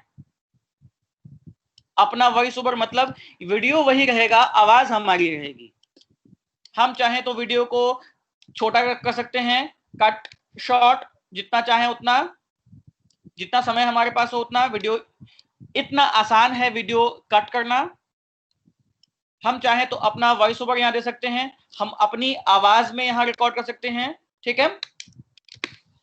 और हाँ, कुछ ऐसे वीडियोस के लिए वॉइस ओवर ब्लॉक रहता है, लॉक रहता है, तो आप चाहे दूसरे वीडियोस को भी चुन सकते हैं। जैसे कि इस वीडियो के लिए वॉइस ओवर जो है वो ब्लॉक है या लॉक है, तो दूसरे वीडियोस को चुनकर आप वहां भी चाहे तो वॉइस ओवर दे सकते हैं, और उस टॉपिक को आप अपनी आवाज में, पूरे वीडियो को अपनी आवाज में रिकॉर्ड कर सकते हैं। इसके अलावा तीसरा सबसे इंपॉर्टेंट चीज ये है कि मल्टीपल चॉइस प्रश्न ले सकते हैं, ओपन एंडेड प्रश्न ले सकते हैं, कुछ नोट्स वहां इस वीडियो से जुड़े हुए वीडियो से आप उपलब्ध करा सकते हैं, और गूगल फॉर्म या कोई ऐसा फॉर्म जहां बच्चे आंसर लिख सकें या आंसर दे सकें या अपलोड कर सकें, ये भी प्रोवाइड किया जा सकता है। अब मैं कहूं, अगर मैं यहाँ एक गूगल फॉर्म प्रोवाइड करूं, ठीक है, बच्चा देखने के बाद गूगल फॉर्म का है। गूगल फॉर्म में मैं स्कैन करके अपलोड करने का एक विकल्प आता है, जहां बच्चे अपने फाइल को स्कैन करके अपलोड करते हैं। तो आपके प्रश्न को बच्चे ने लिखा, उसे स्कैन किया, उसे उसने गूगल फॉर्म में अटैच किया और सबमिट किया। अर्थात आप जो भी पूछ रहे हैं, चाहे वो श्रवण कौशल हो, चाहे वह लेखन कौशल हो, आप किसी भी तरह से इन सभी टूल्स की मदद से आप चाहें तो अभी इस समय, कोरोना के इस समय, आप इन सभी टूल्स का इस्तेमाल कर हिंदी परियोजना ही नहीं बल्कि अपनी कक्षा को भी रोचक बना सकते हैं, या असेसमेंट के टूल्स की तरह इसका इस्तेमाल कर सकते हैं। धन्यवाद। धन्यवाद विशाल जी। शिक्षक मित्रों, जिन्हें पता है गूगल क्लासरूम या माइक्रोसॉफ्ट टीम के बारे में, क्योंकि अधिकतर शिक्षकों ने जो फॉर्म हमें भर के दिया था उसमें आप लोगों ने इनकी चर्चा की थी। ये जिन टूल्स के बारे में हमने बात की, विशाल जी ने बात की, ये पूरा वेबिनार जो है वो रिकॉर्ड हो रहा है और वो बहुत जल्दी हमारे ऑफिशियल यूट्यूब चैनल पर भी आ जाएगा। तो वहाँ से भी जाकर आप इस चीज़ को और गंभीरता से परख सकते हैं। और मैं कहूँगा कि आप edupuzzle.com पे स्वयं जाएंगे तो वहाँ पर खजाना है, क्लास को, अपनी कक्षाओं को इंटरेस्टिंग बनाने का वो खजाना है, और आप खुद ब खुद वहाँ पर बहुत कुछ एक्सप्लोर कर सकते हैं। तो हम अपने वेबिनार के अंतिम सत्र में पहुंच रहे हैं और प्रश्न उत्तर के लिए मैं आग्रह करूंगा प्रीति जी से कि वह इस सत्र का संचालन करें। प्रीति मिश्रा। जी सौमित्र जी, अब हम वेबिनार के अंतिम सत्र प्रश्नोत्तर चर्चा की ओर बढ़ेंगे।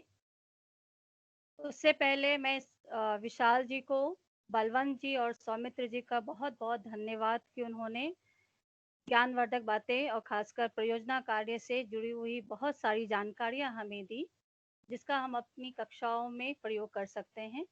तो हम प्रश्नोत्तर चर्चा की ओर बढ़ेंगे। जिनके जो भी प्रश्न हैं आप पूछ सकते हैं।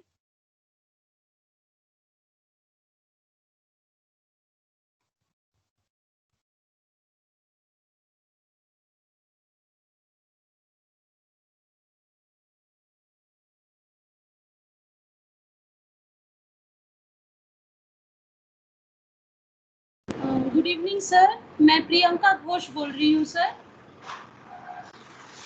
सर मेरी आवाज सुनाई दे रही है? हाँ जी, बोलिए आप। सर ये लेखन कौशल में जो आपने कहा व्याकरण, साहित्य, इनमें से क्या कोई एक ही करवाना है या व्याकरण भी करवाना है, साहित्य भी करवाना है?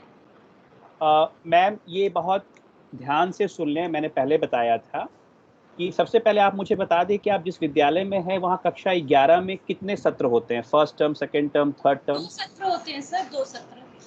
तो आपके 2 सत्र हैं, फर्स्ट टर्म और फाइनल टर्म।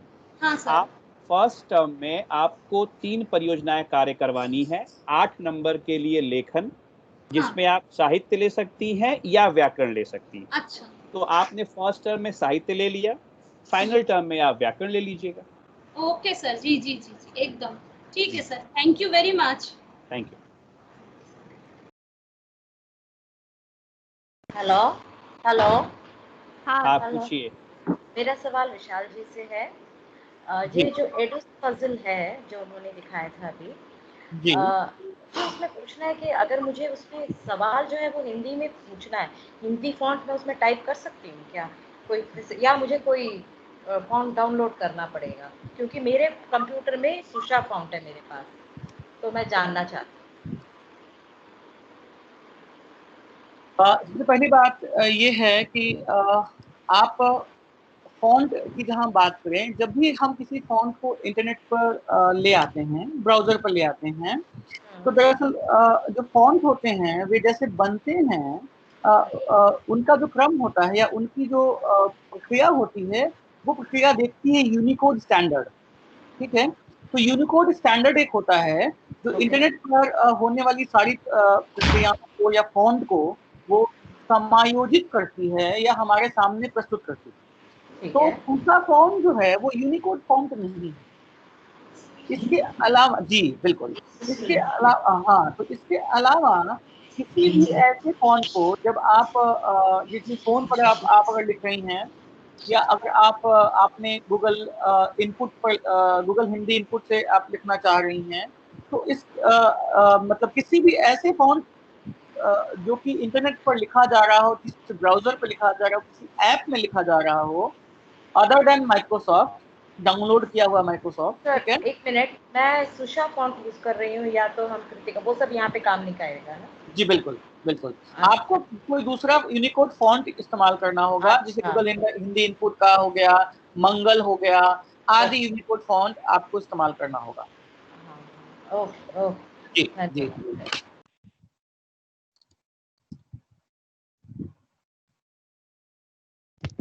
गुड इवनिंग, मैं कोनिका घोषाल हूँ। हेलो, सुनाई दे रहा है सर? जी, आप अपना प्रश्न रखिए। हाँ, मैं ये पूछ रही थी सौमित्र सर से कि ये जो आपने कहा ना डिवीजन, जो वाचन 6 मार्क्स, श्रवण 6 एंड लेखन 8, क्या ये कोई एक चीज बच्चों को दिया जाए, उसमें इस तरह के डिवीजन के मार्क्स डिवीजन होगा या फिर हाँ, मुझे कुछ मतलब कंफ्यूजन है इसके बारे में। मैं बता दे रहा हूँ, मैं फिर से एक्सप्लेन कर देता हूँ। सबसे पहले बताइए, आपके विद्यालय में कितने सत्र होते हैं क्लास 11 में? दो सर, दो, first term and second term. तो मैम, जब आप फर्स्ट टर्म की बात करेंगे तो आपको 3 असाइनमेंट बच्चों के लेने हैं। 3 असाइनमेंट फर्स्ट टर्म में 3 असाइनमेंट, फर्स्ट टर्म में 3 असाइनमेंट जी, जिसमें आपका एक होगा लेखन 8 नंबर का, एक होगा आपका श्रवण यानी कि लिसनिंग, और एक होगा आपका वाचन यानी कि स्पीकिंग। ये आपको 3 असाइनमेंट 6 + 6 + 8 लेकर रिकॉर्ड रख लेना है। अच्छा। फिर फाइनल टर्म में जाएंगे तो फिर फाइनल टर्म में आपको फिर यही प्रक्रिया दोहरानी। अच्छा, ये ऐसा तो सर नहीं। हाँ बताइए, आप पूछिए। मैं पूछ रही थी, ये तो सर हुआ क्लास 11 में, है ना? जी। अच्छा, जब ये बच्चे क्लास 12 में जाएंगे नहीं सर? मैम, हमने पहले ही कह दिया था, क्लास 12 के लिए भी आईएससी काउंसिल ने कोई दिशा निर्देश नहीं दिया है। तो मैं आधिकारिक तौर पर, मैं जो सारी बातें बता रहा हूँ एकदम काउंसिल से विश्वस्त सूत्रों से जो सूचनाएं हमें मिलती हैं, हम आपके साथ वो शेयर कर रहे हैं। वो मैं पता है सर, मैं बता दूं कि ये सारी सूचनाएं एकदम जिसको एक देशज भाषा है कपड़ छान, हमने बिल्कुल उसको छान के प्यूरिफाई करके आप तक पहुंचाया है। और पूरे भारत में हम दावे के साथ कह सकते हैं कि ये पहला सेमिनार है जो हम आईएससी पर बता रहे हैं आधिकारिक तौर पर रिकॉर्ड करते हुए। तो ये ध्यान रखिएगा कि ऐसा बिल्कुल नहीं करना है कि भैया क्लास 11 का फर्स्ट टर्म है, उसमें से हमने केवल एक श्रवण कर लिया, क्लास सेकेंड टर्म में हमने केवल लेखन 20 नंबर का कर लिया। ऐसा नहीं करना है। आपको 6 + 6 + 8 का जो 20 नंबर का क्राइटेरिया है वो आपको हर टर्म में पूरा करना है, क्योंकि जब आप नंबर देंगे 80 नंबर का पेपर बनाएंगे तो ये 20 नंबर आप कहाँ से लाएंगे फिर? तो ये 20 नंबर के लिए ही काउंसिल ने ये दिशा निर्देश आपको दिया है। और फिर ये लोग जब 12 में जाएंगे तो ऐसा नहीं होगा सर? मैम, जहां तक आप देखिएगा, काउंसिल ने जब कोविड-19 से पहले अपने ऑफिशियल वेबसाइट पर जब ये डाला था तो उन्होंने क्लास 12 में भी डाला था कि वहां पर भी होगा और वहां पर यही फॉलो किया जाएगा 6 + 6 + 8। और उसमें जो 6 नंबर का जो ओरल होने वाला है वो टीचर बाहर से आएंगे वाइवा लेने वगैरह वगैरह, जिसको काउंसिल ने अभी अपने वेबसाइट पे बदलकर क्लास 12 के जो बच्चे एग्जाम देंगे 2021 में, उनके लिए पूरे 100 नंबर के पेपर हैं। उनकी कोई परियोजना कार्य नहीं है। मैं बहुत स्पष्ट कर दे रहा हूं, जो क्लास 12 पढ़ाते हैं वो 100 नंबर का प्रश्न पत्र बनाएंगे, फर्स्ट टर्म में भी, सेकेंड टर्म में भी, और जब 2021 में उनकी परीक्षा होगी फाइनल तब भी। यह केवल कक्षा 11 के लिए। अच्छा sir, thank you sir, thank you so much. धन्यवाद। नमस्कार, मैं सुरभि बोल रही हूँ। मेरा एक प्रश्न है कि क्लास 11th में जो है पहली बार हम लोग ये इंटरनल असेसमेंट डाल रहे हैं, तो जो 20 मार्क्स हम यहाँ कम कर रहे हैं, तो डेफिनेटली क्वेश्चन पेपर में हम क्या क्या कम करेंगे? फिर पहले तो 100 मार्क का क्वेश्चन होता था, तो अब 80 का, तो डेफिनेटली 20 जाएगा। काउंसिल ने बिल्कुल वो फॉर्मेट डाल दिया है अपने पब्लिकेशन वाले हिस्से में। मैं इस वेबिनार के बाद तुरंत व्हाट्सएप ग्रुप में डाल दूंगा वो PDF। लेकिन मैं बता दे रहा हूँ यहाँ पर, उन्होंने 80 नंबर का प्रश्न पत्र बनाया है। यानी इस बार हम जब कक्षा 11 की परीक्षाएं लेंगे, अब कोविड-19 में हम किस तरह से ले रहे हैं वो विद्यालय का मामला है, आपका मामला है, लेकिन जो 80 नंबर के हम प्रश्न बनाएंगे उस पे उन्होंने क्या किया है देखिए। उन्होंने 40 नंबर व्याकरण और 40 नंबर साहित्य कर दिया है कक्षा 10 की तरह। अब व्याकरण में उन्होंने 20 नंबर के निबंध को 15 नंबर कर दिया है, अपठित 20 को 15 कर दिया है, तो 15-15 30 और 10 नंबर के जो व्याकरण हैं वही रहेंगे, 5 वाक्य शुद्धिकरण और 5 मुहावरों से वाक्य, तो आपके 40 हो गए। अब यहाँ प्रश्न आता है, आप पूछेंगे कि अपठित गद्यांश जिसमें पहले 5 प्रश्न आते थे, 4 × 5 20, अब वो क्या होगा? इस पर काउंसिल ने अभी तक कोई मॉडल प्रश्न पत्र अपने वेबसाइट पे जारी नहीं किया है, पर हमें जो सूचना मिल रही है, मैं फिर कह दूं ये आधिकारिक सूचना नहीं है, काउंसिल बहुत जल्दी अपने वेबसाइट पे वो मॉडल प्रश्न पत्र डालेगा, पर जो हमें लगता है वो ये करेंगे 3 × 5 15। ओके। अब आइए साहित्य में जहां 12.5 नंबर के 4 प्रश्न आते थे, 12.5 × 4 50, अब वो 10 × 4 40 हो जाएंगे।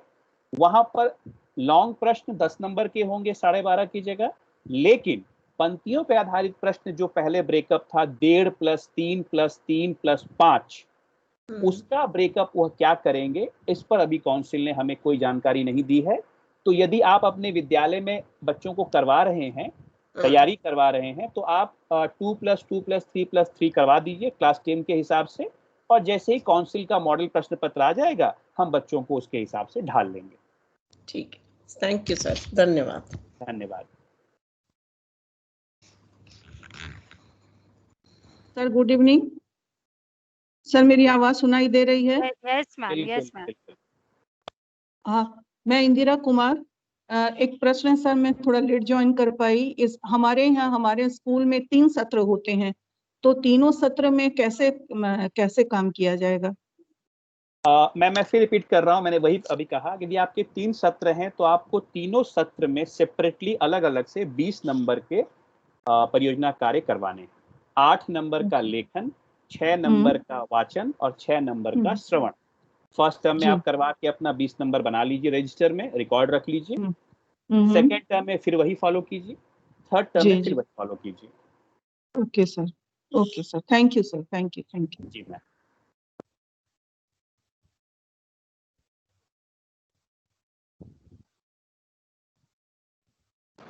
सर मैं प्रियंका घोष एक बार सर विशाल सर से एक प्रश्न पूछना चाहती हूँ सर। जी हाँ सर, जैसा कि जानते हैं हम सभी, मैं तो बहुत टेक्नोलॉजिकली चैलेंज्ड हूँ, बहुत ज़्यादा। तो सर एक इजी सा कोई वीडियो एडिटिंग का ये बताइए ताकि हम लोग वीडियो एडिटिंग इजीली कर पाए, क्योंकि वाटर मार्क आ जाता है उसमें, उसके लिए बोलते हैं लाइसेंस ये करना है, और हमारे विद्यालय में वो वाटर मार्क वाला वीडियो चलता नहीं है। जी मैं आपको एकदम एक आसान सा तरीका यहाँ बताऊंगा। दरअसल कई ऐसे वीडियोस हैं, कई से सॉफ्टवेयर्स हैं जिसका इस्तेमाल आप कर सकती हैं, ठीक है। आप अगर वीडियो बहुत छोटा है तो आप किसी भी ऑनलाइन वीडियो एडिटर का इस्तेमाल आप कर सकती हैं, ठीक है, जो कि कुछ समय के लिए, अगर आपने कुछ समय के लिए तय किया है कि कुछ समय के लिए वीडियो एडिटिंग करेंगी, तो इसके लिए आप फ्री जो ऑनलाइन वीडियो एडिटर हैं उसका इस्तेमाल आप कर सकती हैं, या 15 या 20 दिन का ट्रायल जो हम कहें उसका भी इस्तेमाल किया जा सकता है, पहली चीज़। दूसरी चीज़ डिपेंड करता है कि आप कौन से ऑपरेटिंग सिस्टम पर काम कर रहे हैं। जैसे कि अगर मैं बताऊं तो अगर किसी का एप्पल का लैपटॉप है तो उसमें इनबिल्ट उन लोगों को वीडियो एडिटिंग मिलता है iMovies, ओके। तो मैं उसकी बात अभी यहाँ नहीं करता हूँ। तो सबसे पहले मैं दिखा रहा हूँ कि कैसे ऑनलाइन जो है आप वीडियो एडिटिंग सॉफ्टवेयर चुन सकते हैं। तो जब आप सर्च करेंगे यहाँ सिंपल, मैं एकदम ये आसान सा तरीका बता रहा हूँ, ठीक है। तो आसान सा तरीका, हाँ, ऑनलाइन वीडियो एडिटर आपने टाइप किया? हाँ सर। हाँ, अब यहाँ पर देखिए Vimeo है, ठीक है, और इसके बाद और भी आपको यहाँ मिलेंगे। एडोब का स्पार्क है, फ्री है ये स्पार्क, ठीक है। इसके बाद बिटेबल है। हम कोई भी एक वीडियो एडिटिंग सॉफ्टवेयर चाहे तो यहाँ चुन सकते हैं, कोई भी एक चुन सकते हैं। अगर मान लीजिए एडोब का हम स्पार्क चुन लें तो फर्स्ट हमें लॉगिन करना पड़ता है, simple. Free video editing video maker जिसको बोलेंगे, एडोब का स्पार्क, ठीक है। Sign up now for free, ठीक है।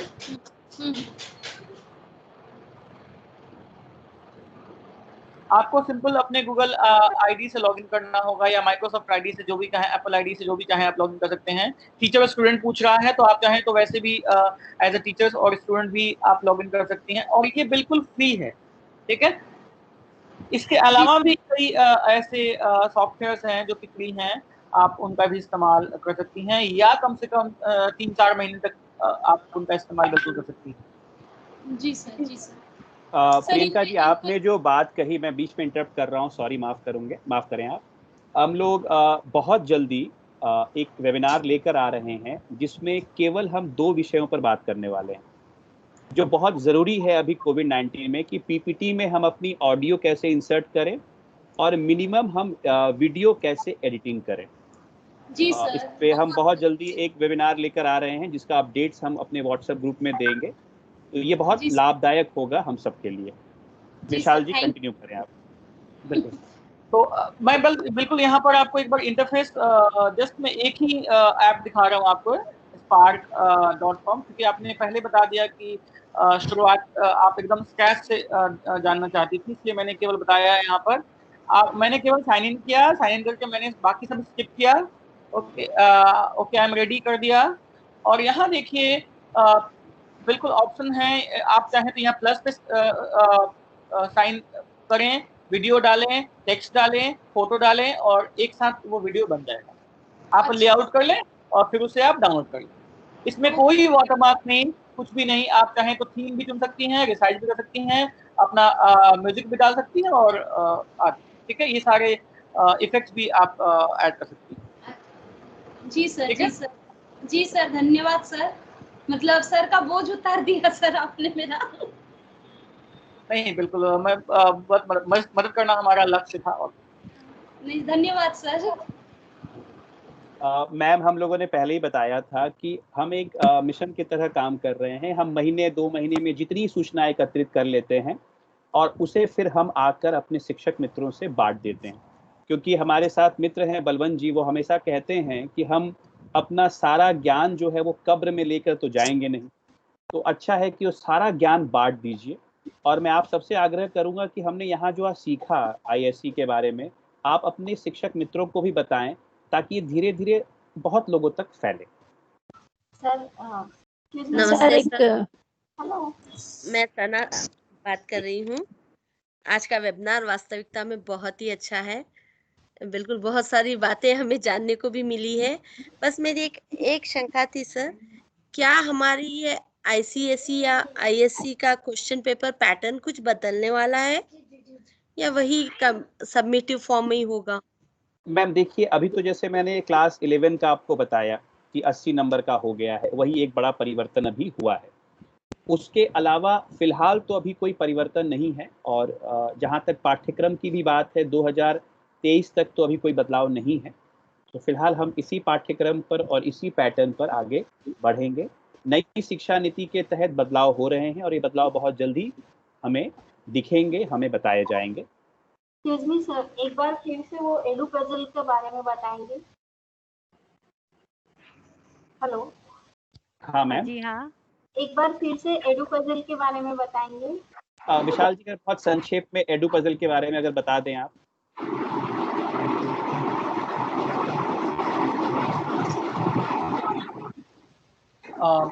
धन्यवाद। विशाल जी, मैं थोड़ा सा इंटरप्ट करूंगा। शिक्षक मित्रों, मैं आप लोगों से क्षमा चाहूंगा। मुझे एक छोटी सी सूचना देनी है। माधुरी जी, अगर आप अपना माइक बंद कर लें। हाँ, हमारे बीच आईसीएसई काउंसिल की भूतपूर्व education officer, x education officer ma'am Vinita सरकार जी मौजूद हैं, और हम उनका स्वागत करते हैं, और हम चाहेंगे कि वो 2 शब्द हमारे यहाँ उपस्थित सारे शिक्षक बंधुओं से कहें। विनीता सरकार।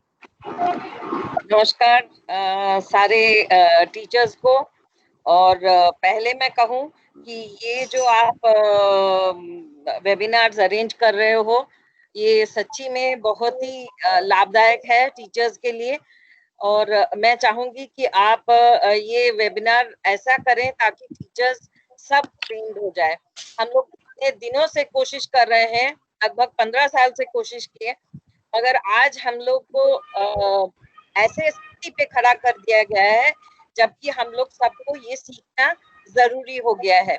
So I think this is the best platform that you as teachers, I saw there were about 43 of you who are getting trained. I think this is an excellent effort which has been started by both Soumitra sir and Vishal sir. And today I see even Preeti ma'am joining in. God bless all the three of you. I think you all are totally creating a revolution in this field, and I want you to replicate that in all the languages also. We would be starting various opportunities for teachers to make their advancement in their technology. We will not restrict it only to ISC or only to ICSC. Why is because today with the new national education policy, there is going to be a sea change in the way we are going to move forward. So I think we need to be prepared for that. And I'm sure Soumitra sir and Vishal sir will join with me in creating and helping you all to overcome that. Let them finish with this, and they have already told you that they will be training you in how to make a audio, how to make a video. I think they are taking you baby steps, and this will really help you all to move forward. But this has to be put on YouTube channel so that teachers who have not been able to join are able to learn from this. Number one. Number two, I think I have done about 9 workshops for all of you teachers. I don't know how much of you all have been able to access it because being challenged myself, I was unable to record most of them, and the ones that I have recorded, I have not got the copies of that. But nonetheless, I have given 9 free workshops as of now, and I continue to do so till such time I will be able also to sustain. But saying all that, I will be starting workshops for all subjects, in the sense that that will be a personal advancement of your knowledge, not only limited to any board. I think that is the way forward, and we have to start thinking creatively, because we are handling not only the 21st century children, maybe the 22nd century children. They are much ahead. We have to prepare them for life. I think that is where is the need of our teachers. You teachers are doing a wonderful job. You all have learned the technology. You all are able to handle classes. You are able to handle so many children at different corners, whether they are at home or they are out of their home in somebody else's home because of this lockdown. But you people have really learned and really has taken this challenge as an opportunity to move forward. Congratulations to all of you teachers, and those of you teachers whom I have not met, those of you teachers whom I will be meeting in future. I assure you that we are going to jointly do a lot of work in this regard for all the subjects. And I would like to share this with all the teachers that you have. Now, the most important thing that I wanted to tell you was, just give me a second, please. We would be having a workshop on the 28th with the College of Vellore Institute of Technology, designing the knowledge highway from reality to virtuality. Now, the strategic management team from Vellore Institute of Technology has asked us to give them some time so that they are able to present their way of how to help us teachers present and learn our way forward. I think you all should take part in this, since these are all free webinars. You should make yourselves abreast of what is happening around.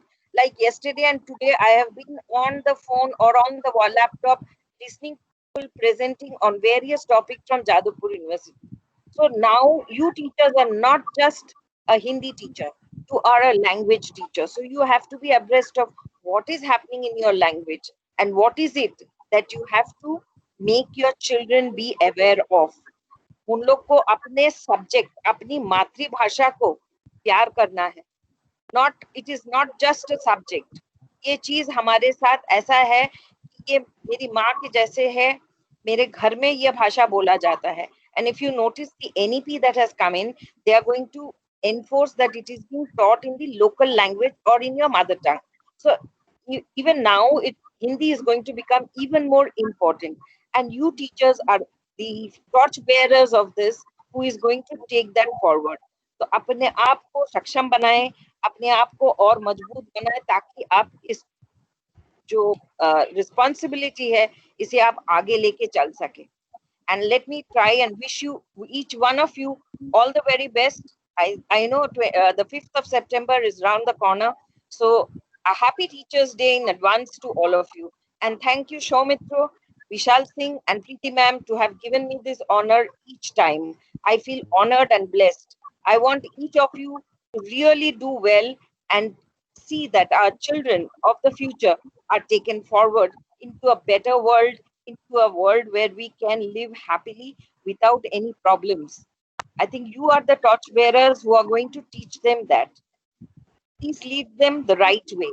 I know you all are doing a good job, but we need to enforce ourselves. Like I said, I am challenged by a little lack of technology, which Vishal sir teaches me, which Soumitra sir teaches us. I think these are little things which will help us to perform better. Thank you so much. Thank you, ma'am. Thank you very much. Thank you, ma'am. Preeti ji, आप प्रश्न उत्तर का session आगे बढ़ाएं. हाँ जी, हाँ प्रीति जी, मैं कीर्ति कुलश्रेष्ठ भोपाल से, मध्य प्रदेश से.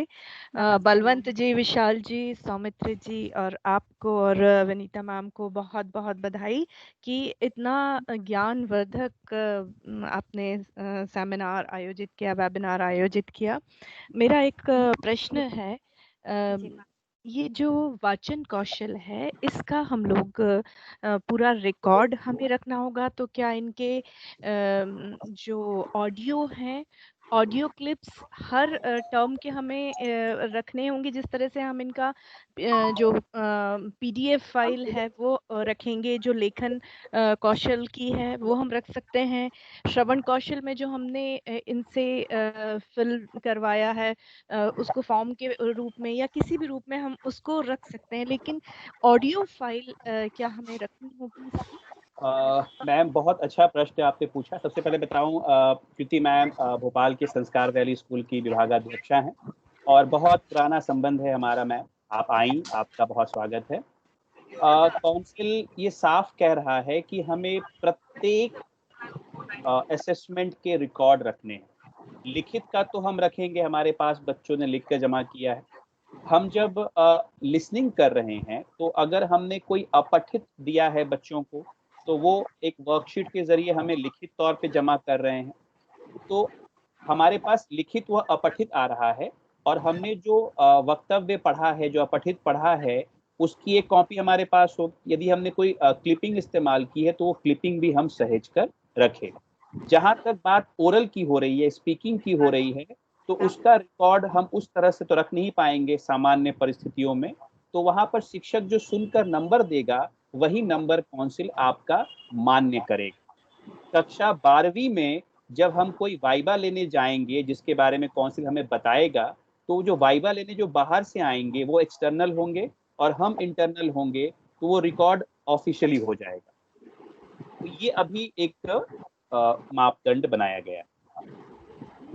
जी, धन्यवाद. धन्यवाद. हेलो. Yes ma'am. जी मैम. गुड इवनिंग सर, मैं दीपशिखा मित्तल बोल रही हूँ नासिक से. सर, मेरा सवाल था कि ICSC के लिए अगर स्पेशली उनका परियोजना कार्य जो उनको दिया जाता है, उसके बारे में अगर आगे कोई परिचर्चा होती तो अच्छा था. मैम, अभी तो हम लोग ISC पे कर रहे हैं, क्योंकि ISC में पूरा बदलाव हुआ है और 2020 का जो विज्ञप्ति हमारे काउंसिल ने दी है, ये पहला वेबिनार है पूरे भारत में. हम ICSC के बारे में भी बातचीत करेंगे मैम. इसीलिए हम लोगों ने हिंदी टेक नामक एक वेबसाइट ग्रुप बनाया है और आप सबसे आग्रह है कि उसमें आप लोग ऐड हो जाएं. उसमें क्या है, भविष्य में क्या करेंगे हम उसकी जानकारी देंगे। इवन हम आप लोगों से पूछेंगे, हम पोलिंग करवाएंगे वहाँ कि आपको किस तरह के वेबिनार की ज़रूरत है और उस तरह की वेबिनार का हम संचालन करने की कोशिश करेंगे। जी जी सर, थैंक यू सर। धन्यवाद। एडुपजल के बारे में बताइए प्लीज। जी मैम, माधुरी। एडुपजल के बारे में एक बार संक्षेप में बताएंगे प्लीज। हाँ विशाल जी, हम लोग वही रुक गए थे, माफ कीजिएगा, एडुपजल के बारे में।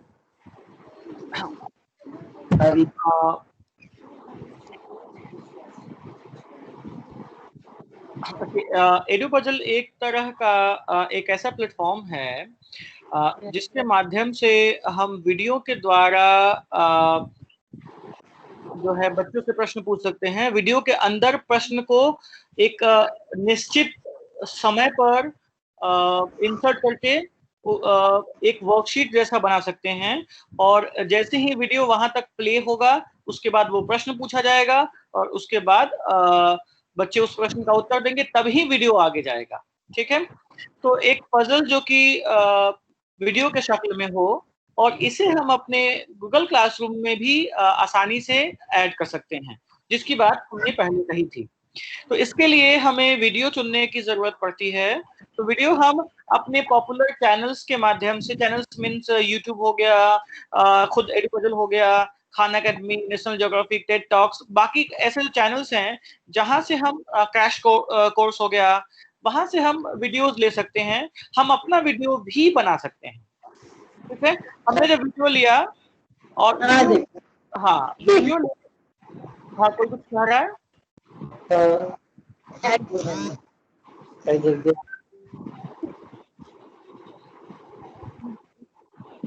वीडियो लेने के बाद हम क्या करेंगे कि उसमें उस टाइम लाइन पर हम मल्टीपल चॉइस प्रश्न जो है या ओपन एंडेड प्रश्न जो है हम ऐड कर सकते हैं। जैसे आप यहाँ देख रहे होंगे 0:46 सेकंड पर एक एमसीक्यू है, उसके बाद 3:56 सेकंड पर एक एमसीक्यू है, 5:56 पर एक एमसीक्यू है।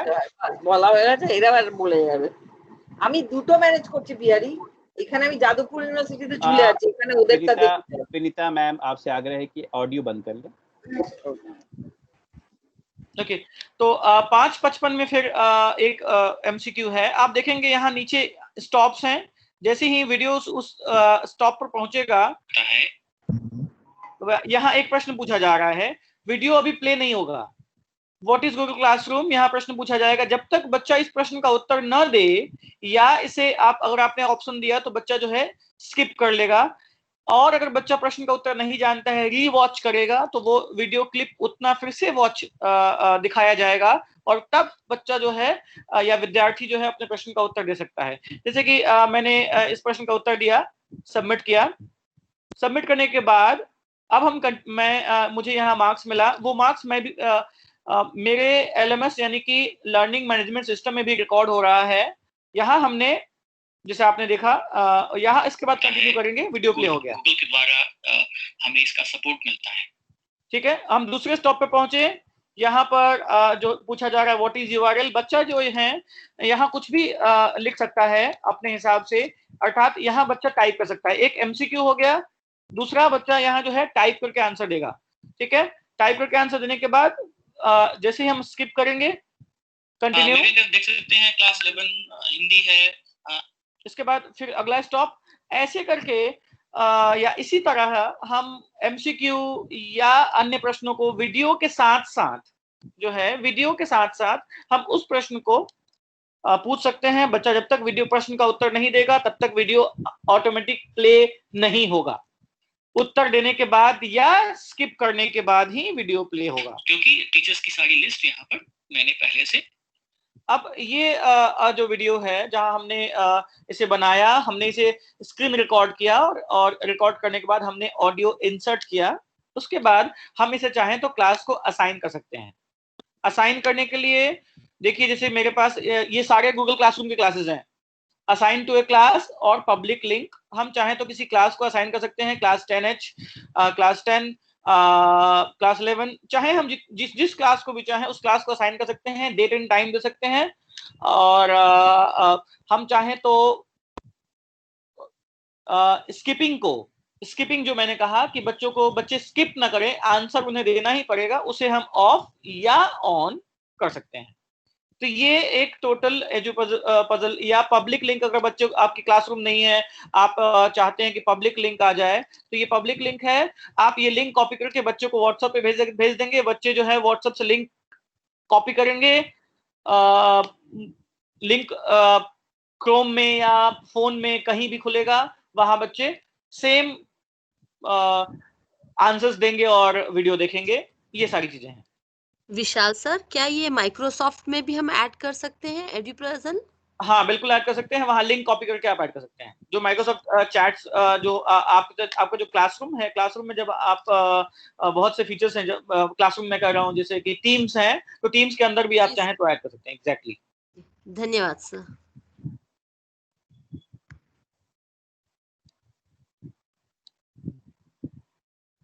शिक्षक मित्रों, यदि और कोई प्रश्न है आपके? हेलो। हाँ बताइए। हेलो। हाँ हेलो, आपकी आवाज आ रही है, बताइए। सर मेरा नाम चंदन कुमार साहु है। अब सर मुझे जानना था कि क्लास 11 में हम लोग परियोजना करा सकते हैं और वही बच्चे जब क्लास 12 में चले जाएंगे तो उनके लिए भी परियोजना कार्य रहेगा? 80 मार्क्स का पेपर रहेगा या 100 मार्क्स का?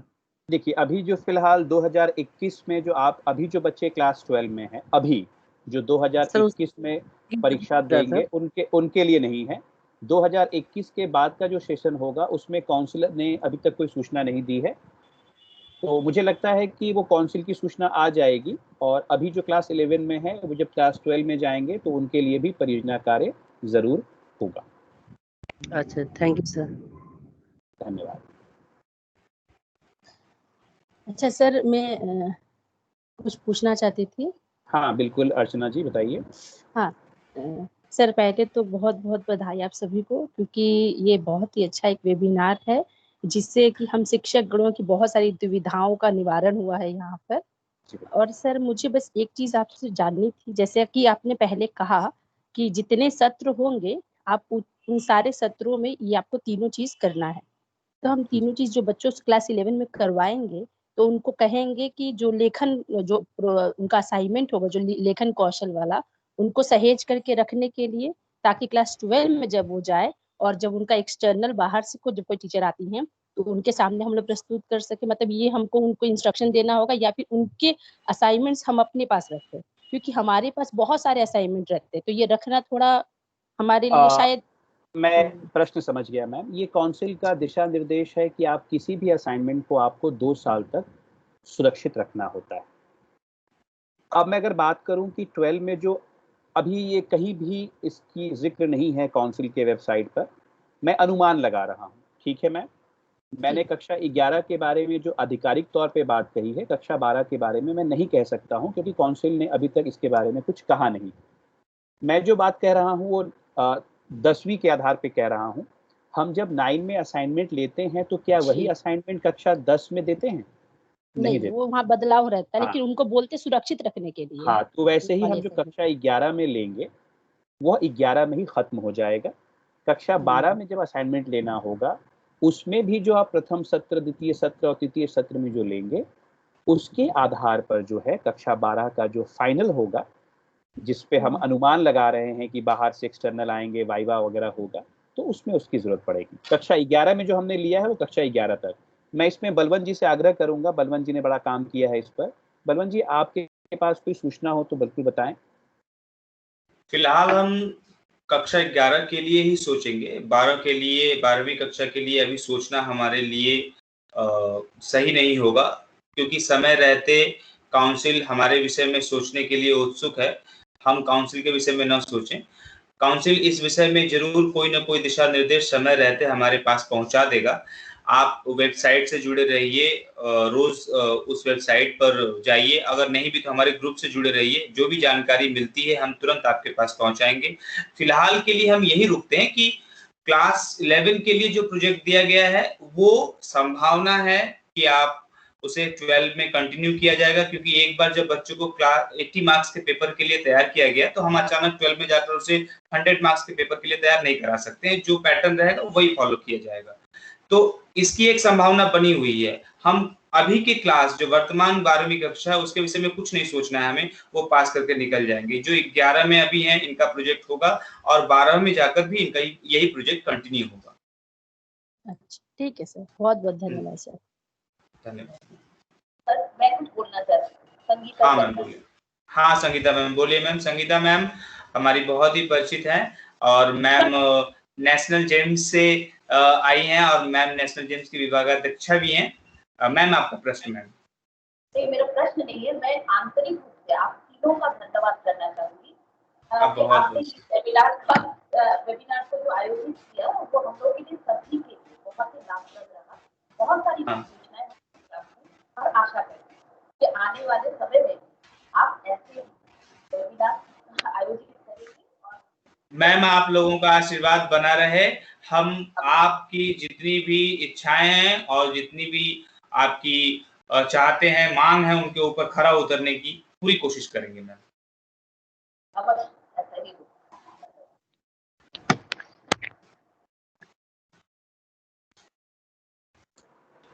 किसी और के कोई प्रश्न है?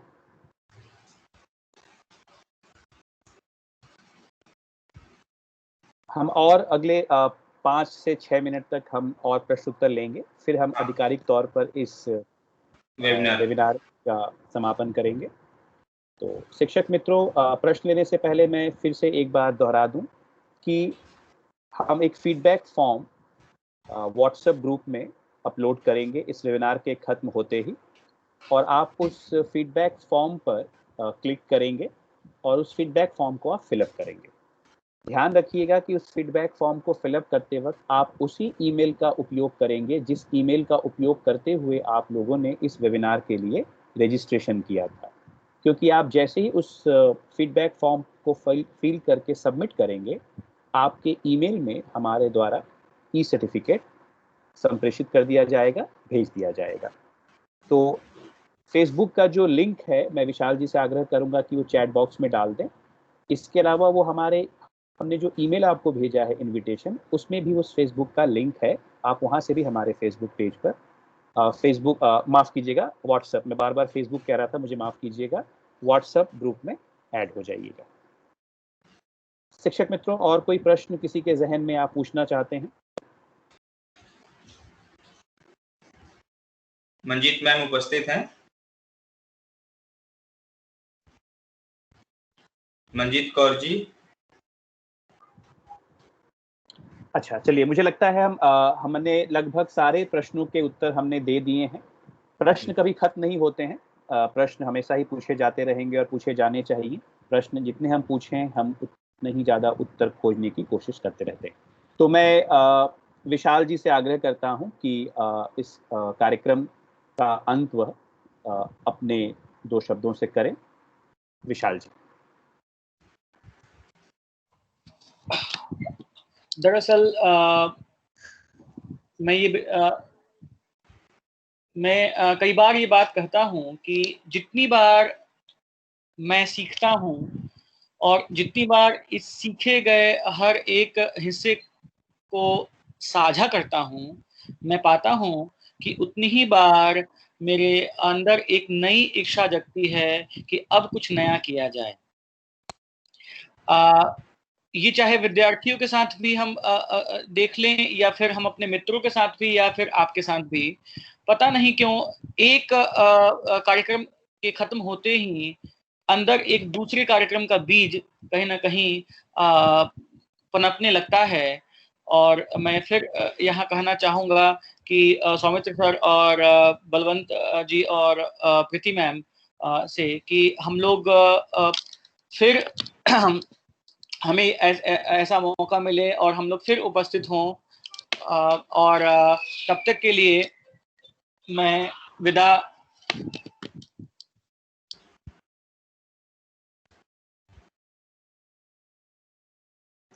धन्यवाद विशाल जी। हम एक बार, मैं फिर विशाल जी से आग्रह करूंगा कि वह एक बार फेसबुक का लिंक जो है वो व्हाट्सएप में डाल दें, हमारे चैट बॉक्स में डाल दें। हाँ, मैंने लिंक प्रस्तुत किया, मुझे माफ करेंगे, मेरा मेरा इंटरनेट जो है वो थोड़ी समस्या दे रहा है, तो इसलिए मेरी आवाज कट रही होगी। तो मैंने लिंक अभी पोस्ट किया है। जी जी बिल्कुल।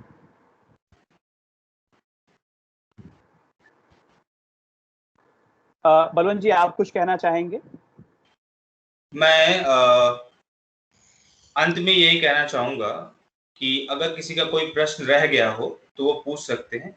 अगर प्रश्न नहीं रह गया तो मैं चाहूंगा कि हम इससे आगे बढ़ते हुए इस वेबिनार के अंतिम सत्र में पहुंच चुके हैं, और मैं आप सभी का, जिन्होंने इतना विश्वास हमारे ऊपर बनाए रखा और बड़ी धैर्य के साथ हमें सुना, साथ ही साथ हमें बोलने का मौका दिया, उसके लिए हम तीनों, साथ प्रीति जी भी हैं, हम बड़े आभारी हैं आपके।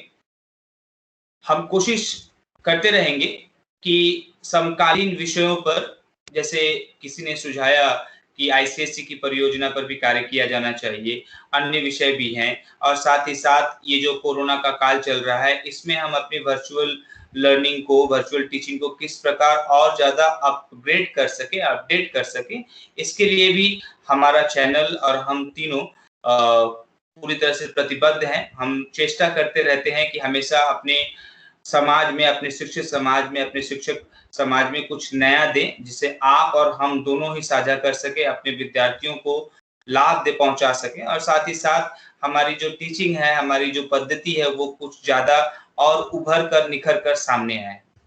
सर, क्या एक प्रश्न पूछ सकती हूँ मैं? हाँ मैम, जरूर पूछ सकती हैं मैम, पूछिए मैम।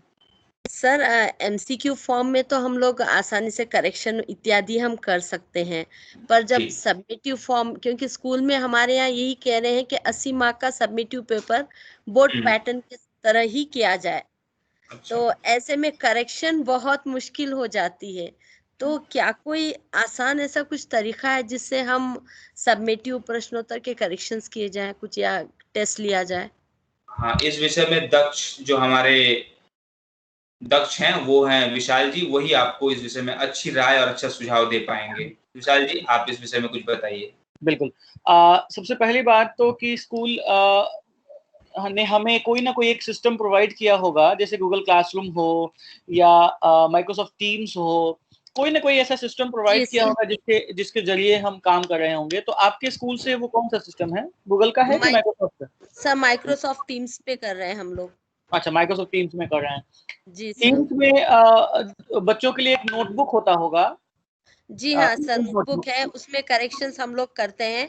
नोटबुक में क्वेश्चंस वगैरह, मतलब वहां पर बच्चे जितने भी लेसन जो हम अब करा चुके हैं जी, उसके प्रश्नोत्तर इत्यादि हम उसी से मतलब करेक्शन कर रहे हैं। पर सर, जब 80 मार्क का अगर हम क्वेश्चन पेपर जब अपलोड करके डालेंगे तो 80 मार्क का आंसर करेक्शन करने में बहुत प्रॉब्लम होती है सर, क्योंकि मैंने अभी 25 मार्क का लिया था टेस्ट, पोस्ट टेस्ट जो हमारा हुआ था, तो सर ने कहा, हमसे यही कहा गया था कि आप 5 मार्क का एमसीक्यू रखिए ग्रामर और 20 मार्क का सबमिटिव करें। तो वो जो 20 मार्क को करेक्शन करने में भी बहुत दिक्कत आई थी सर, क्योंकि बच्चे सब अलग अलग अपलोड करते हैं, पेपर कुछ सही नहीं होता है, कोई पीडीएफ फॉर्म में डालता है तो कोई वर्ड में डालते हैं, कोई बिल्कुल ही इमेज बहुत ही लाइट हो जाती है किसी की, तो इस तरह करेक्शन करते समय बहुत दिक्कत आई थी सर। तो अब ऐसे में यदि 80 मार्क का अगर पेपर हमें करेक्शन करना हो तो कैसे? अब मैं आपसे ये कहना चाहूंगा कि देखिए, यहाँ चीजें जो हैं वो कई तरह, यहाँ बहुत से फैक्टर्स हैं या बहुत से कारक हैं जो करेक्शन में बाधा प्रस्तुत कर ले आ रहे हैं आपके साथ, हमारे सामने। पहली चीज ये है कि एक आईटी इंस्ट्रक्टर से एक ढांचा तय करवाया जाए कि बच्चे कैसे पेपर सबमिट करेंगे, बच्चों को उसकी ट्रेनिंग दी जाए। जैसे मैं कोलकाता के कई इंस्टीट्यूट से जुड़ा हूँ या कम से कम शिक्षकों के माध्यम से जुड़ा हूँ, जहां मैंने इन सभी समस्याओं पर बातचीत की है। जैसे मैं कहूँ कि गूगल क्लासरूम की बात करूँ तो वहां बच्चे जो हैं लिखते हैं और उसकी तस्वीर खींचकर अटैच करते हैं। तो बच्चों के नोटबुक में भी बच्चे जो हैं अपनी तस्वीर अटैच करते हैं या पीडीएफ अटैच करते हैं। ठीक है।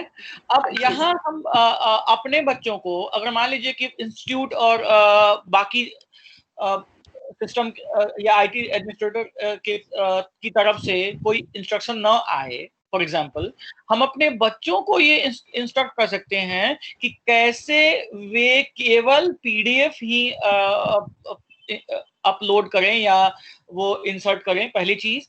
दूसरी चीज, उनको हम सिखाएं या उनको बार बार बताएं, जो कि हमने किया, ठीक है, उनको बार बार बताएं कि पीडीएफ जो है वो कैसे बनेगा। जैसे माइक्रोसॉफ्ट ऑफिस जो एक मोबाइल फोन में आता है, लाल रंग का माइक्रोसॉफ्ट ऑफिस, ठीक है, तो माइक्रोसॉफ्ट ऑफिस में स्कैन करने का एक विकल्प होता है, ठीक है, तो बच्चे लिखें, वहां स्कैन करें और फिर वहीं से वन नोट में या स्टूडेंट नोटबुक में अटैच करें, ठीक है, पहली चीज।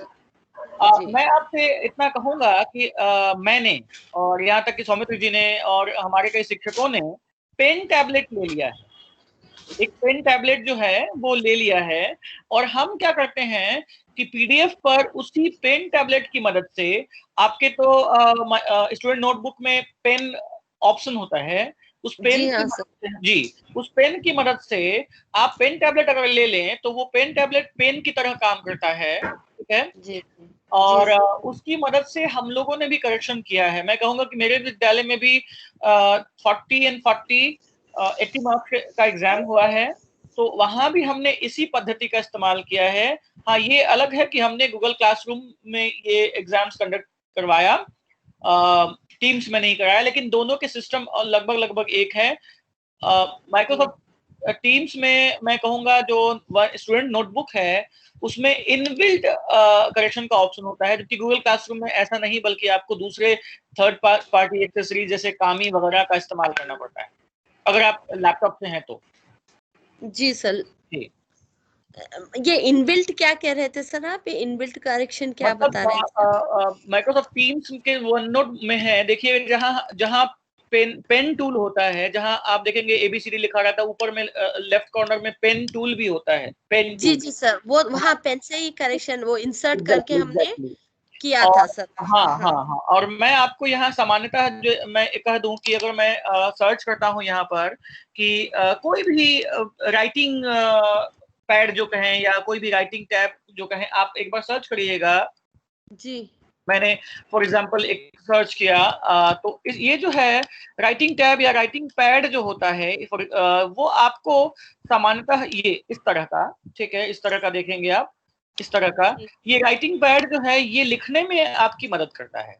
तो आपका कोई भी ऐसा, जैसे कि ये एग्जैक्टली आपके स्किन को रिप्रेजेंट करता है, ठीक है, और आप इस राइटिंग पेन की मदद से चाहे तो लिख सकते हैं, चाहे नहीं, मतलब लिखा जाता है, ठीक है। ये ऐसे पेन आता है, एकदम पेन की तरह वो रहेगा, सेलफोन पे चाहे तो, कंप्यूटर पे चाहे तो इस्तेमाल आप कर सकती हैं। मैंने जस्ट एग्जांपल के लिए कंपनी चुना है, आप किसी भी कंपनी का, वैकम का, एक्सपी पेन का, आप किसी भी कंपनी का इस्तेमाल कर सकते हैं।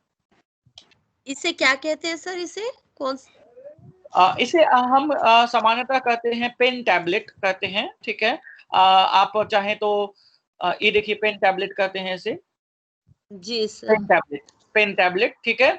वो सामान्यतः एक काले रंग का स्लेट नुमा होता है जिस पर आप पेन से लिख सकती हैं, तो वो आपके कंप्यूटर में भी लिखेगा पेन की तरह। जी सर, जी सर, जी। ये 3-4 हजार से लेकर 8-10 हजार तक भी होता है, आप जो चाहें चुनिए।